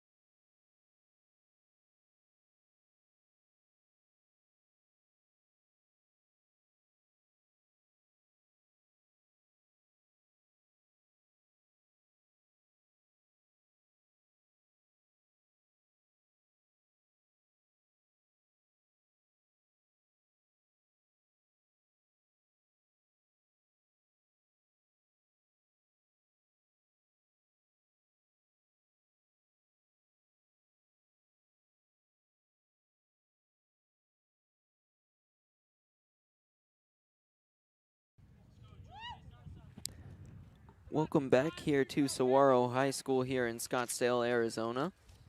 Getting ready to start off the 4th inning here in this 4A conference matchup between Saguaro and Shadow Mountain.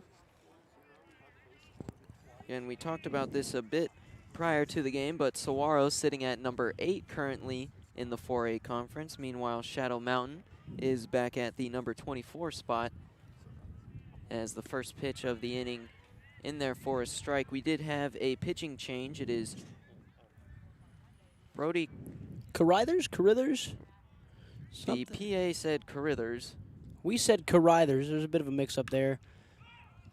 This one might be mine. It's not mine. It's over my head. And over everyone's head as it slides onto the bullpen for the softball game. But obviously, Carithers gets in. We saw Luke Ollinger warming up. We thought it might be him to come in, but no, it is Brody Carithers. I'm going to say Carithers because that's what the PA said, as that ball obviously was fouled out for an 0-1 count, or 0-2 count. Sorry, I missed the first pitch from Carithers. That one line to the second baseman, Aiden Bronska, and he makes the play out there. A diving grab to his glove side. A nice play there. Yep, outstanding from Aiden Bronska. Really tough play to make, diving to his left. Makes the grab with his glove to start it off for a first out of the day for Brody Carithers.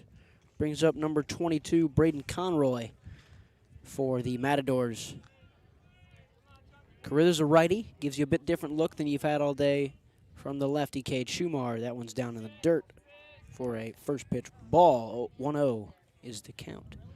Braden Conroy, designated hitter for the Matadors, last at bat. Popped out to the shortstop, Ty Nelson, as that pitch is high and outside. On the season, Conroy batting .316 with 6 hits and 4 RBIs.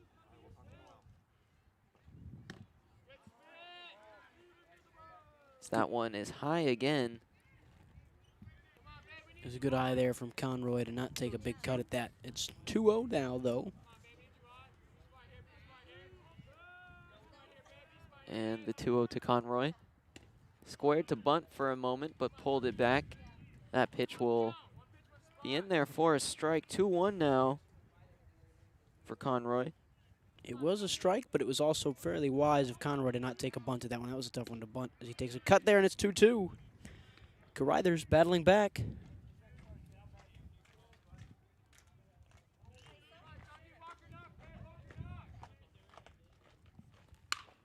That one hit over to the shortstop, and Ty Nelson makes the throw. One hops it to the first baseman, and Cole Stocks makes the play over there for the second out of the inning. Nice play there by both Ty Nelson and Cole Stocks. Nelson took his time over there at short. Really made it hard for Stocks, really made him work as well with not only the time he took to throw it, but also the throw himself was not that great. But Cole Stocks makes the play at first. 2 up, 2 down for Brody Carruthers out of the bullpen for the Cats. And this now brings up number 10, Jackson Wren, freshman here for the Matadors. We did get the chance to see Jackson do some pinch running for his, what we're going to assume is his brother. But obviously now that was you just missed a second pitch strike to make it 1-1 after my little pause. And 3 great plays by one by the first baseman, one by the second baseman, one by the third baseman. 3 up, 3 down for Brody Carruthers. Score remains 4-0 as we will head to the bottom of the 4th from Saguaro High School.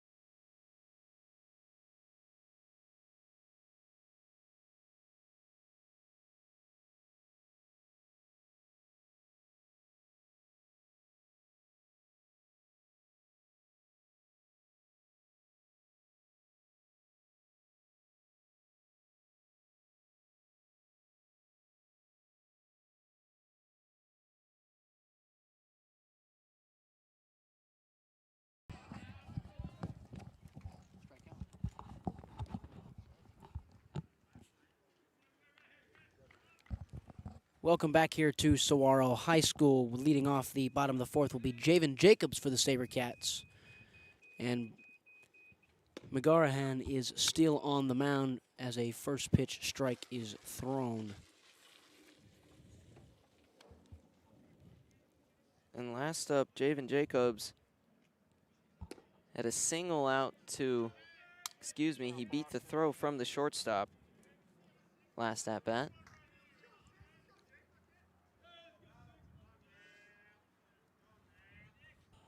0-2 pitch is a bit outside for the first ball of the at-bat. 1-2 is the count.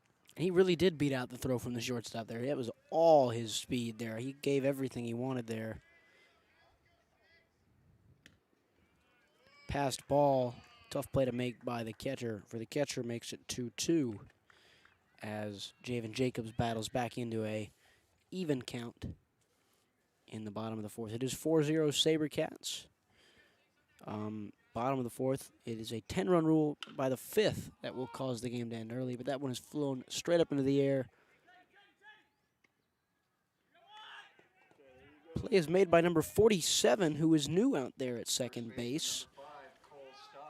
That is Theo Anos. We'll say Anos, who is listed as a utility man, a senior for the Matadors. Yeah, he takes over for the sophomore Hernandez at second. Who had a good game, to be He fair to did, Andy yes. Hernandez.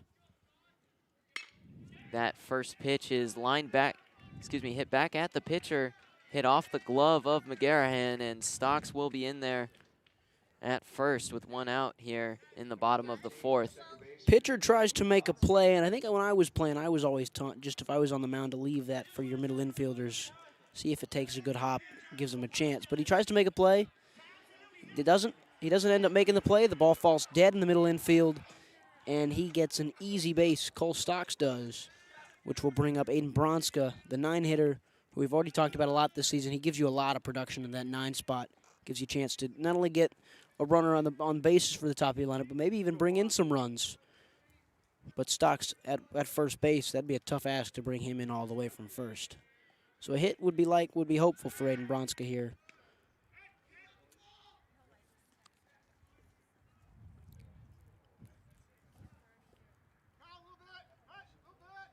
Not a huge lead over at first base for Stocks. No, but enough to test McGarrahan as that ball is fouled. That is going to be out of play as it was yelled out. And it'll make the count 0-1 to Aiden Bronska as we have some more scoreboard issues, but at least we have the score. Nothing else, though. And senior Ty Nelson is on deck here waiting for the Sabercats. Another pickoff move at first, unsuccessful.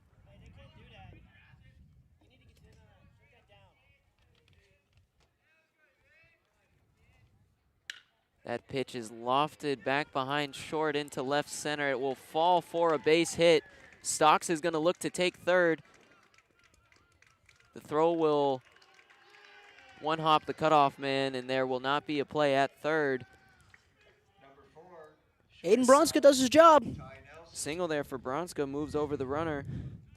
One out here in the bottom of the fourth, and the Sabercats threatening to increase that lead with the runner in scoring position.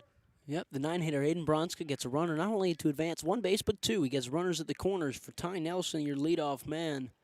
And a big spot for Ty Nelson with one out here in the bottom of the fourth. Runners on first and third for the sophomore.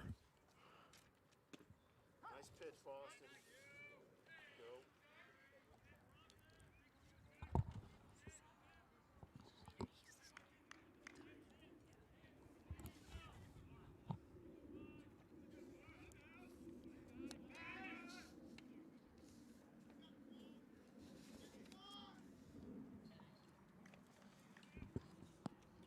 Tanner Nelson is the sophomore. Ty Nelson is the senior.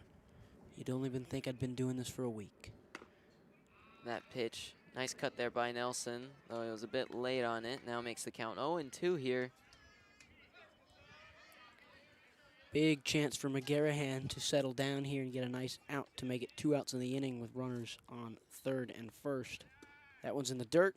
Bronsko heads for second, and that time again the Matadors choosing to go with a fake throw by the catcher Wren, unable to get the base runner Stocks over there at third to make a move. And I don't think the third baseman was really ready for that. I think he saw it last second as we saw the catcher kind of look towards the dugout and say, wasn't too sure about that one. But now runners on second and third, 1 out. 1-2 is the count to Nelson. That one's in the dirt as well. It'll make it 2-2.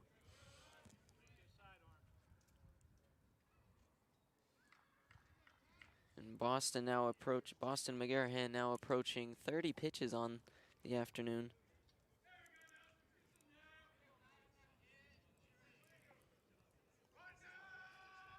Infield is in here for the Matadors for the potential play at the plate. And the umpire for a moment looked like he was going to ring Ty Nelson up, but decides not to. Umpire has a little laugh with the crowd there. He did almost do it, though. That is correct. That Hands was up really, and ready. really close. Great pitch, regardless. And he gets Ty Nelson to chase that ball low and away for the second out of the inning.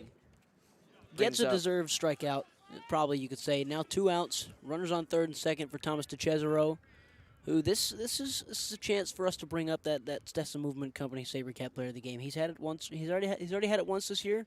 A big hit here could kind of seal the deal, maybe for a second one. That ball is outside to start the count off at 1-0 for Thomas Cesaro. That rhymed. Kind of. Again, 2 outs here in the bottom of the 4th. That pitch is swung on and missed by Cesaro.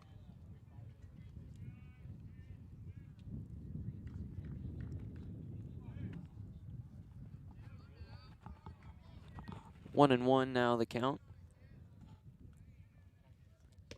That pitch is a bit outside, will miss. 2-1. Last at bat for Cesaro ended in a strikeout. On the season, though, the junior is hitting .400 with 4 RBIs. That pitch in there for the second strike of the at-bat, evening it up at 2-2. And Cesaro, a guy who we've seen on the mound every time until today. This was the first time we got to see him rock the third base spot, and he's done quite well out there, not only at the plate, but on at that third base. But that one's fouled off into the dugout of Shadow Mountain. Is a 2-2 count still for Cesaro. Looked like that pitch was just off the end of the bat there, just kind of throwing the bat, trying to stay alive here. That is hit sharply to first, and a nice play over there by number 13, Jason Data, for the 3rd out of the inning. Sabercats still leading here 4-0 as we get ready to head into the top of the 5th inning here on the Varsity Sports Show Network.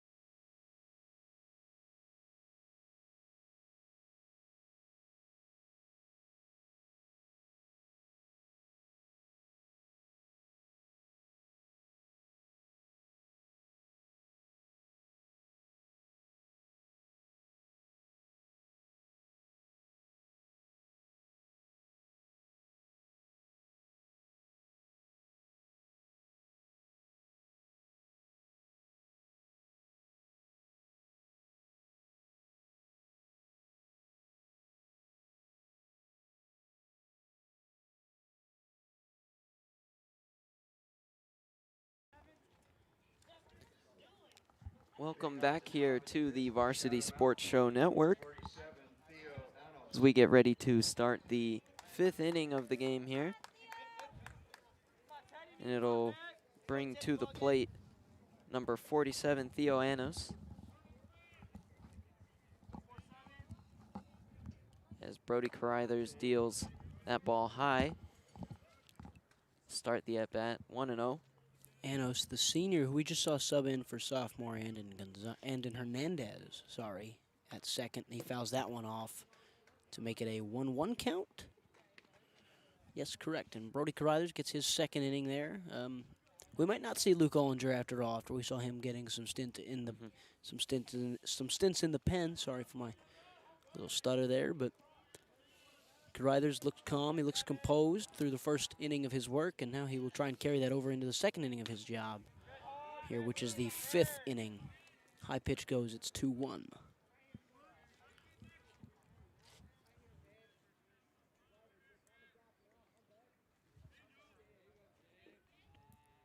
And the 2-1 from Carithers is lofted down the first base side. Will fall foul. Cole Stocks made an attempt at it. Evens up the count at 2-2.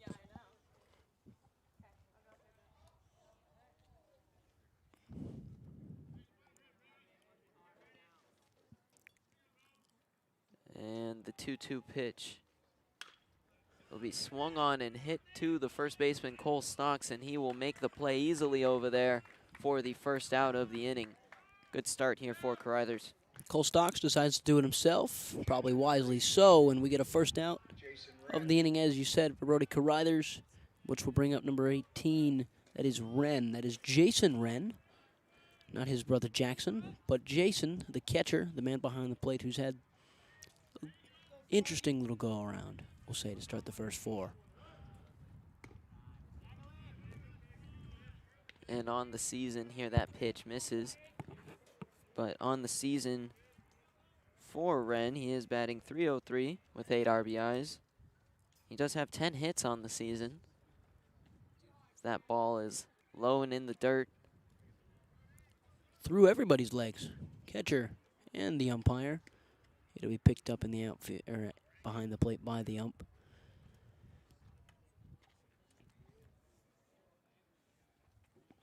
.2-0 now here for Wren. As Carithers deals.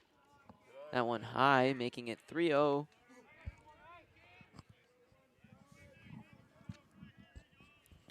Not the start you want if you are, Brody Carithers. 3-0 count to start this inning is not where you want. And that ball is a strike, though.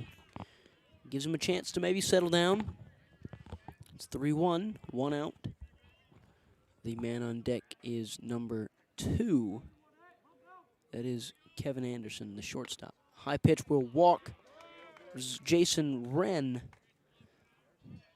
And we will get Anderson to come to the plate with 1 out and a runner on first. Kevin Anderson. We'll bring up shortstop Kevin Anderson, number 2, for the Matadors.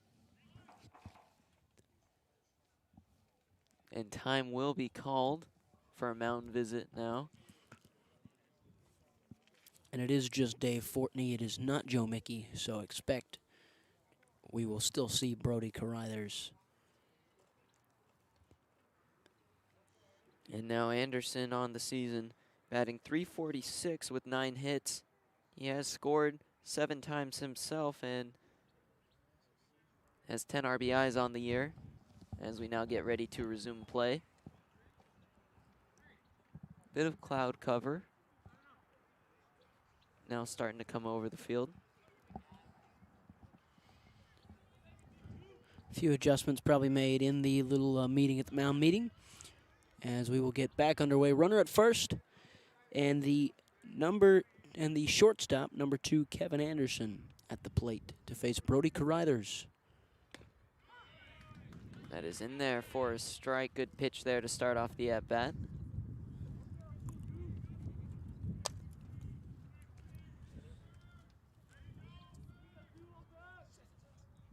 Carithers now working from the stretch with a runner on first. That pitch is in there, making the count 0-2. That mound work seems to be working again for Dave Fortney and the Cats. But let's see if we can get this out going on Kevin Anderson. 0-2 pitch from Carithers. Swung on and hit into right field. Back goes. Sorry, can't get a number out there. That's Tanner Nelson. Tanner Nelson. Yep. Nice play out there as he had to roam back for that one. Well hit ball by Kevin Anderson, but Tanner Nelson was calm to it. Made the play, gets the second out of the inning, keeps the runner at first as well. And it'll be the, looks like the former pitcher, Kyle Anderson. A pickoff move over there, checking on Wren. No courtesy runner for the catcher, Jason Wren.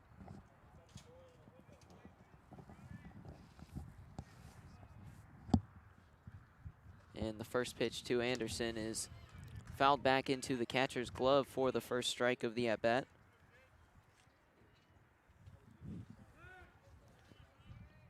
And a strong start after the mound meeting, as we said, for Brody Carruthers. It's now a couple strikes thrown in there, and obviously the fly out to right field. Another pitch is fouled back. This time gets all the way back to the backstop. 0-2 is the count now. Wren still over there at first base.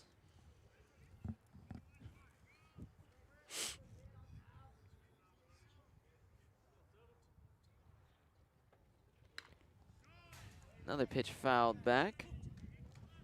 All over Carruthers here in this at-bat is Anderson. Some of the jackets starting to come on for some of the players here as the clouds have come out a little bit, the sun has dipped a little, and the temperature is really nice, pleasant day, at least for Phoenix weather, Scottsdale weather. Fourth one in a row. Another pitch fouled back.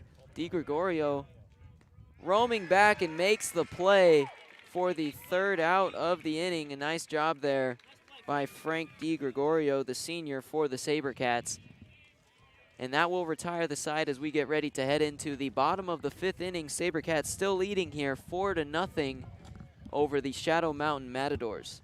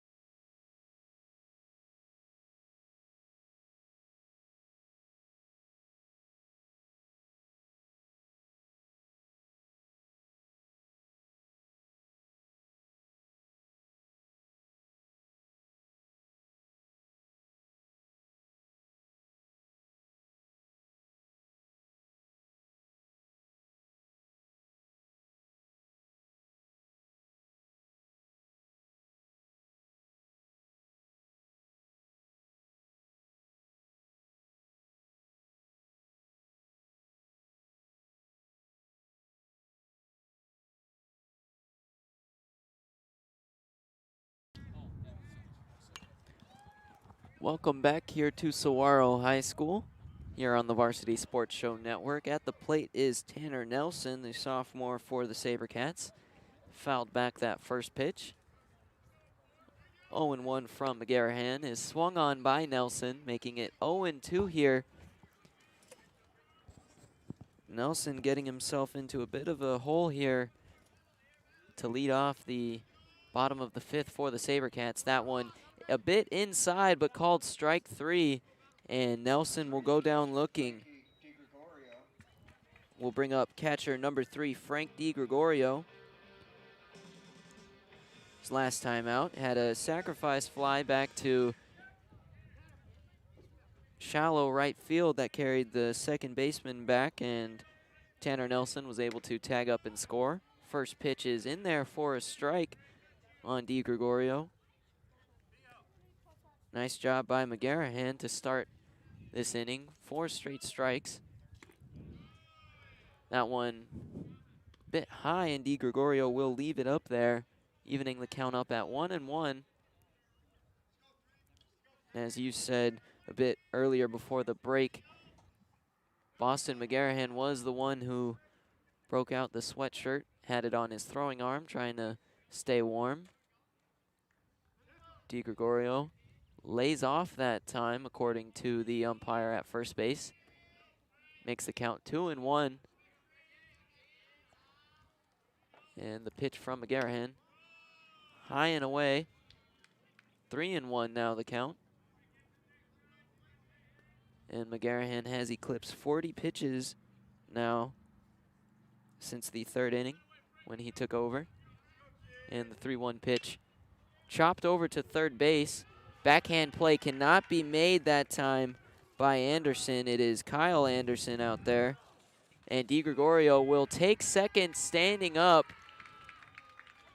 Hesitation from DiGregorio at first, but he decided to finally take it. And he obviously, as you said, stands up and finishes it off. Double for Frank DiGregorio. One out in the bottom of the fifth. Saguaro leading 4-0. And that was going to be a difficult play over there at third base for Anderson. Again, a bit of a high chopper. Had to try to make a backhand play on it, but unable to come up with the play. Was going to be a tough throw to make. And now Kale Herrera coming up to the plate, left fielder. Has struck out twice today. See if he can get on base now here with one out in the bottom of the fifth. And that is lofted into right center field. Center fielder is back, but it will drop. And Pickett, the courtesy runner, will come around from second and score an RBI double for Herrera. And the Sabercats increase their lead now 5-0 over the Matadors. Number 16, the DH. Kale Herrera, well-hit ball out to right center. Tough play to be made. Got hung up in the grass, which was a little long out there. As you said, Pickett, the courtesy runner, guy who's so great out there on the bases, gets an easy stand-up score. And it's 5-0 Cats. In the fifth, can you end it off here with a little run to just put it away? With Rolando Cota now at the plate.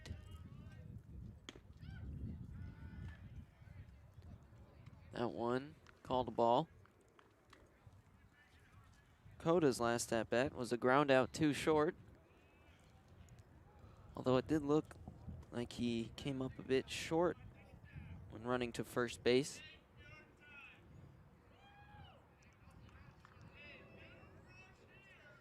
Herrera that time calling time to hand something to the first base coach.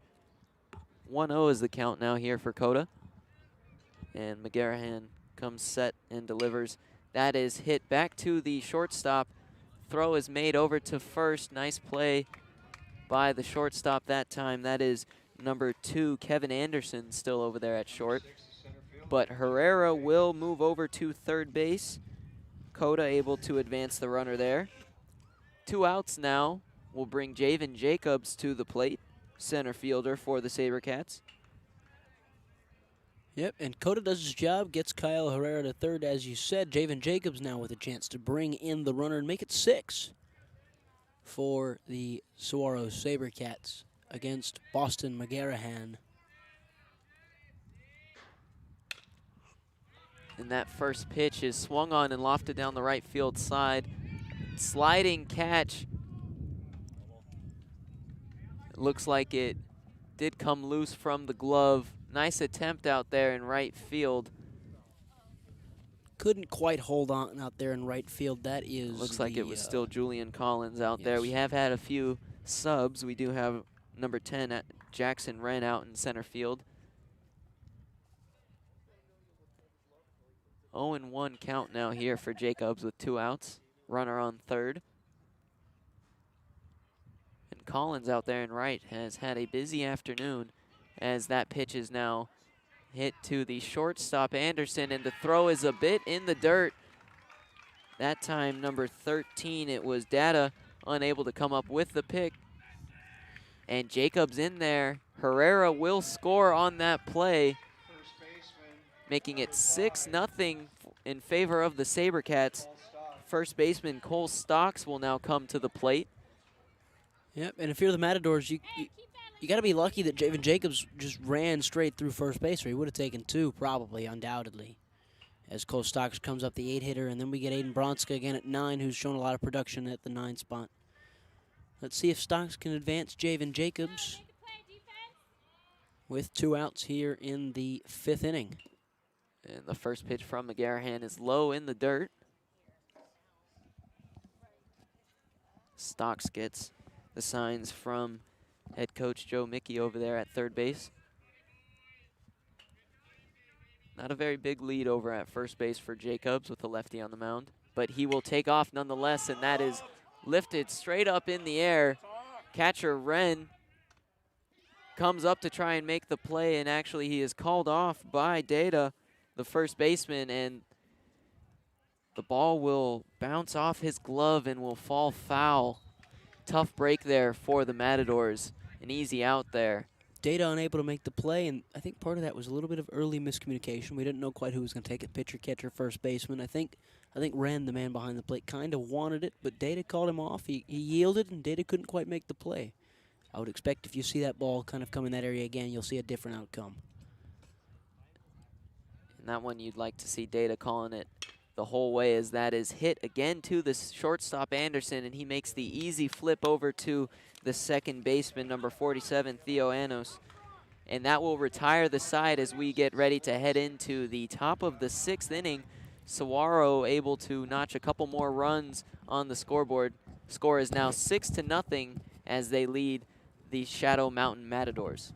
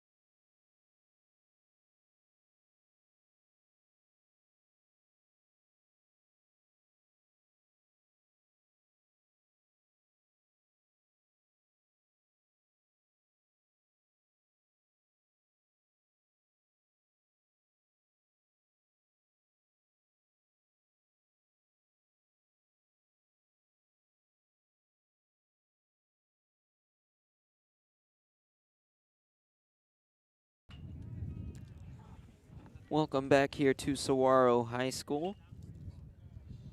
We are here getting ready to start the 6th inning in this 4A conference matchup between the Shadow Mountain Matadors and the Saguaro Sabercats. Leading it off for the Matadors will be number 13, Jason Data, who struggled to make that play, obviously, to end the bottom of the 5th, as he powers one well over the left field fence, but it is foul.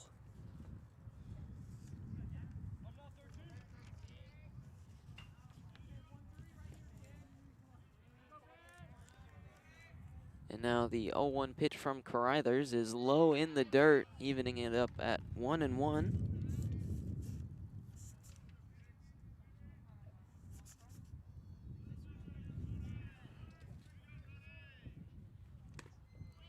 That is swung on and missed. Nice pitch there from Carithers.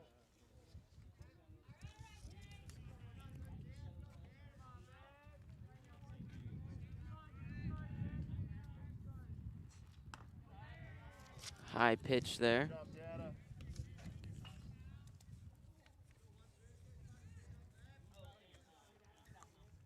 And Matadors now only 6 outs. Excuse me. Yes, 6 outs left in this game to make something happen, down 6 runs. Another pitch high in there. And after a strong start for Brody Carruthers to start at the top of the sixth, he's fallen off a bit here now at 32 pitches for the game, and this is now his third. This is the third inning he was appeared in. That is fouled back. Looks like it'll be out of play along the third base line. Will bounce into the softball bullpen and into the softball field. That softball field collects its fair share of baseballs out there, doesn't it? Yes, it does, especially with the way the wind has been blowing today.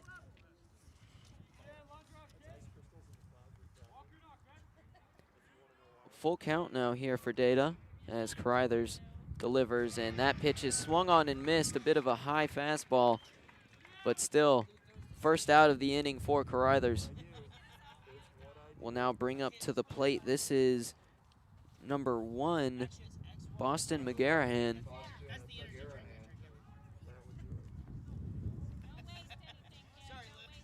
McGarrahan, the pitcher, has shown some good stuff on the mound so far today as Carruthers delivers. McGarrahan makes contact. Play is going to be made by Tanner Nelson out there in right field. Good communication from the second baseman, Aiden Bronska, to point it out. 2 outs now. Number 25, the right fielder, Julian Collins. Get on base, kid.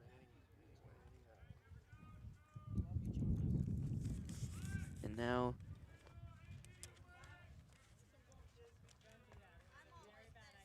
brings up to the plate number 25, Julian Collins. He's been out at right field for the Matadors. First pitch is swung on and fouled back.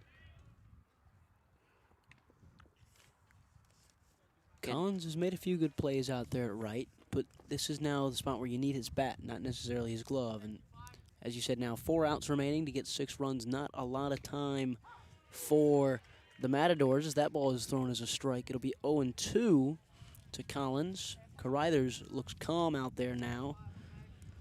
37 pitches. Breaking ball is in there, called strike 3, and Di Gregorio will pick it up off the ground and tag Collins out for the 3rd out of the inning. And now the Sabercats get ready to come out. 4 more runs here, and that will do it for us. Aiden Bronska will lead it off for us should he come back out to get another at-bat. Sabercats lead 6-0 over the Shadow Mountain Matadors.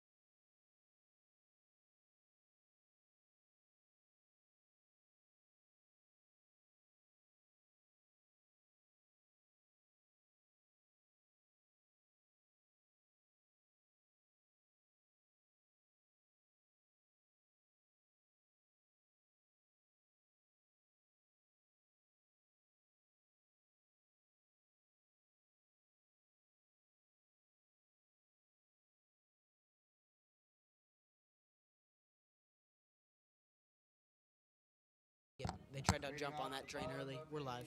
6th inning, number 13, second base. Welcome back here on the Varsity Sports Show Network. Again, we are here at Saguaro High School here in Scottsdale, Arizona. Getting ready to start the bottom of the 6th inning. Second baseman Aiden Bronska will start us off here for the Sabercats. Boston McGarrahan still on the mound for the Matadors. That first pitch is a bit inside, called a strike. Bronska not liking the call too much. No, and he's the umpire, though, to his credit, he's called a fair. He's had a big strike zone a lot of the time today. He's gone out, he's gone inside, he's gone outside, he's gone low, he's gone high. But that ball is definitely a little too low to be a strike. It is 1-1. Yeah, breaking ball there. It's a bit too low. And the 1-1 They'll get Bronska to chase that one, making it 1-2. After this, we will get back to the top of the lineup for the Sabercats, starting with Ty Nelson, as that is lofted into shallow center, and the play is made out there. That is number 10, Jackson Wren, out there in center. Nice play for the first out of the inning. Ty Nelson, shortstop for the Sabercats, coming up to bat.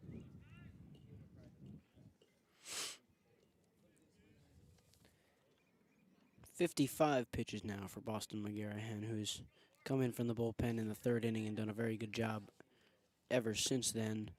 And that is a first pitch ball. And Ty Nelson on the season batting .286, 8 hits, and he scored 8 times himself. That pitch high and away now, 2-0. Nice pace here from McGarrahan, working quickly.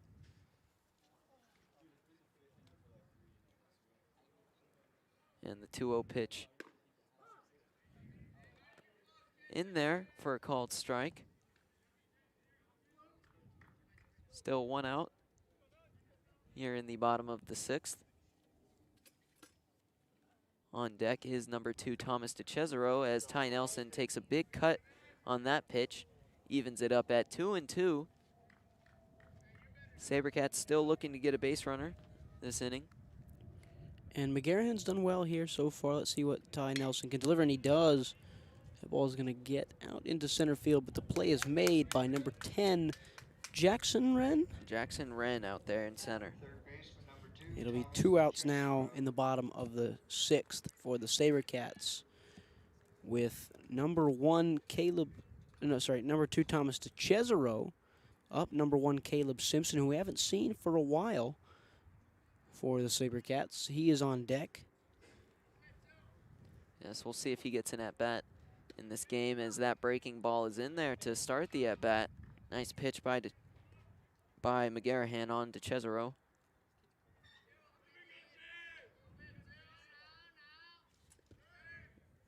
1-0 pitch is in the dirt.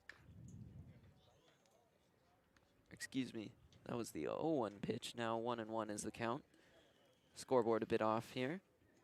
Yep, and so now it is 1-1, as you said. Cesaro will take this pitch here now, and that is going to be an outside ball. It's 2-1. 2-1. Caleb Simpson, obviously, we haven't seen him in a while. Let's hope he gets an at bat. Obviously for the Sabercats. Let's see what Thomas Cesaro can do, as that ball goes in the dirt as well to make it 3-1. Hitters count here for Cesaro. We'll see if he gets around on one. And unless we get a 2-out rally here to score a few runs, looks like we will be going the full 7 here. As that is again hit into center field. Jackson Wren unable to make the catch as it rolls all the way to the center field wall. Cesaro looking to take third. Throw gets into the cutoff man, and Cesaro slides in for a 2-out triple. And we will see number 1, Caleb Simpson, a lefty now. Boy, Thomas Cesaro loves to slide. Had a stand-up double earlier that he decided to slide on. He had a stand-up triple there that he decided to slide in. But we will see Caleb Simpson, the lefty, as you said. First time we've seen him in a while. It is 6-0 Cats with a runner on third. 2 outs for Simpson, who obviously is a multi-sport athlete, played basketball for the program this season, and helped coach Hernandez to one of the more successful seasons they've had in a long time.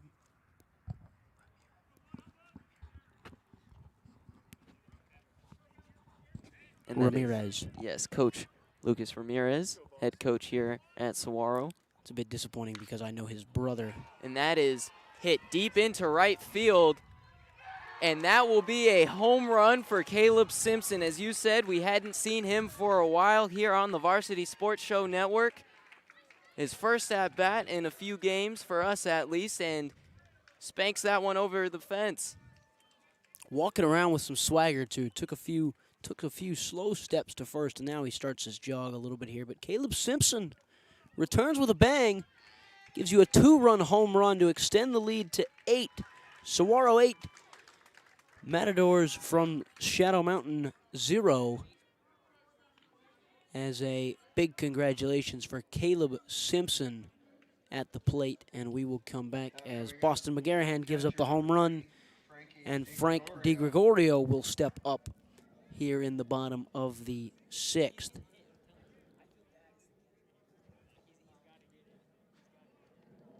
And how about that? There was no doubt about that.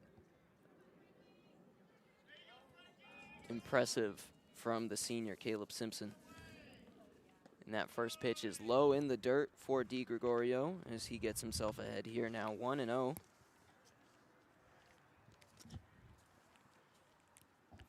And as you said now, 8-0 is the lead here for Saguaro as that pitch is a bit outside. 2-0 now is the count. And I think the most impressive thing about this lead is you can look up there at the scoreboard down there in left center. As that one's lined straight to McGarrahan, who will take it himself to end the inning. But we'll finish it off with this. The most impressive part about this 8-0 lead for the Cats is they've scored runs in the 1st, 2nd, 3rd, 5th, and 6th. They've been consistently moving well, and they lead 8-0 as we'll head to the top of the 7th. The last 3 outs potentially for Shadow Mountain. Number 10, Kent Litzner.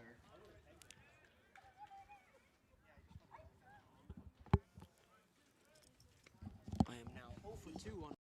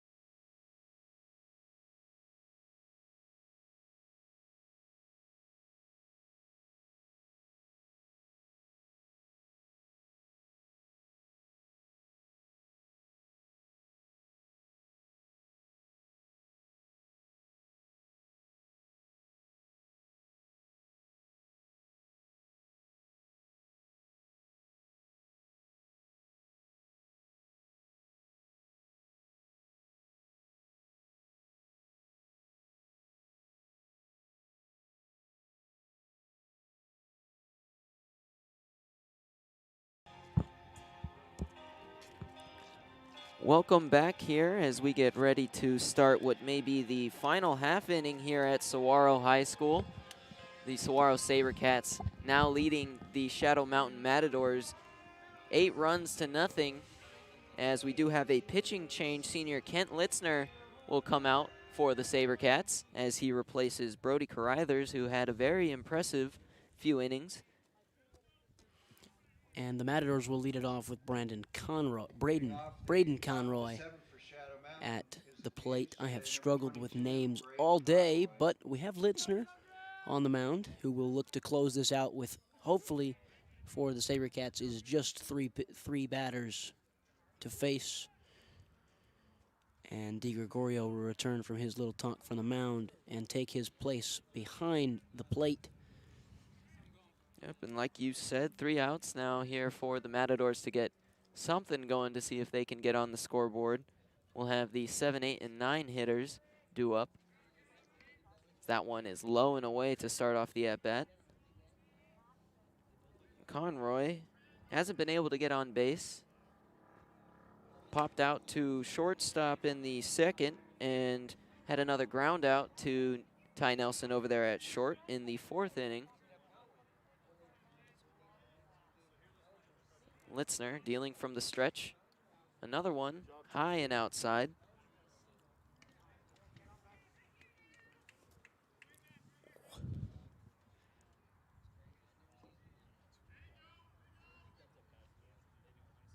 as Conroy gets set in the box.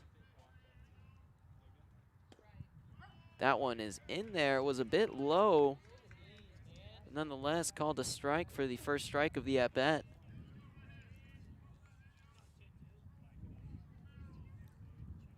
And that one hit off the end of the bat to Ty Nelson at shortstop. He'll make the throw, and the play is made over at first. Nice stretch by Cole Stocks over there. Another nice play by Ty Nelson. Really calm from Ty Nelson, delivers the throw to Stocks, as you said, and it's a first batter up, a first batter down for the pitcher. I cannot remember his name. It's Kent Litzner. And now, go ahead. number 10, Jackson Wren, center fielder for the Matadors, will come up. That is in there for a strike, 0-1 to start the at-bat for Wren. Litzner 2 outs away now from getting another win here for the Sabercats. That one high. 1-1 now for Litzner as he delivers to Wren. That breaking ball misses outside.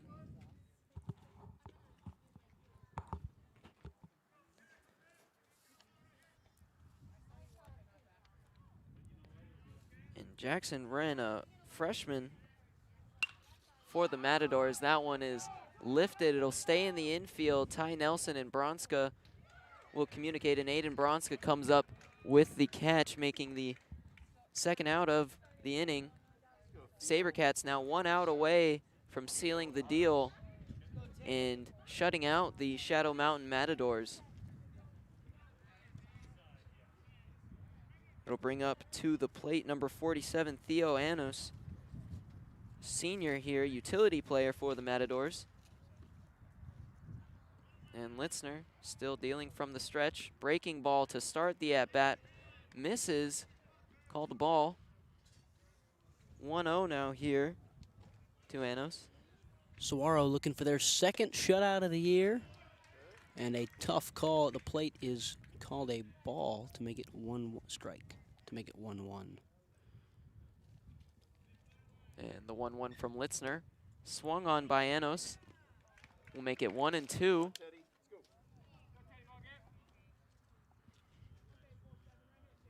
We'll see what Litzner comes up with, and that is in there for a called strike 3. He will get Theo Anos looking for the third out of the inning. And the final out of our game here, the Saguaro Sabercats able to come away with the 8-0 victory over the Shadow Mountain Matadors. And right now, just as we are speaking kind of behind the scenes, we have come to a decision that the Stessa Movement Company Sabercat player of the game will in fact be Tanner Nelson out there in right field. Had an excellent day out there fielding, hit a triple earlier in the game, and was able to score off of a sacrifice fly from Frank DiGregorio. Again, DiGregorio will be joining us on the Sabercat Report this Saturday. Saguaro does have another home game tomorrow, though I do not believe we will be streaming that here on the Varsity Sports Show Network, but it is, again, a home game here at Saguaro High School. Thank you again for watching here on the Varsity Sports Show Network. For my color analyst, Ryan Sikora, my name is Sammy Rivera, signing off on the Varsity Sports Show Network.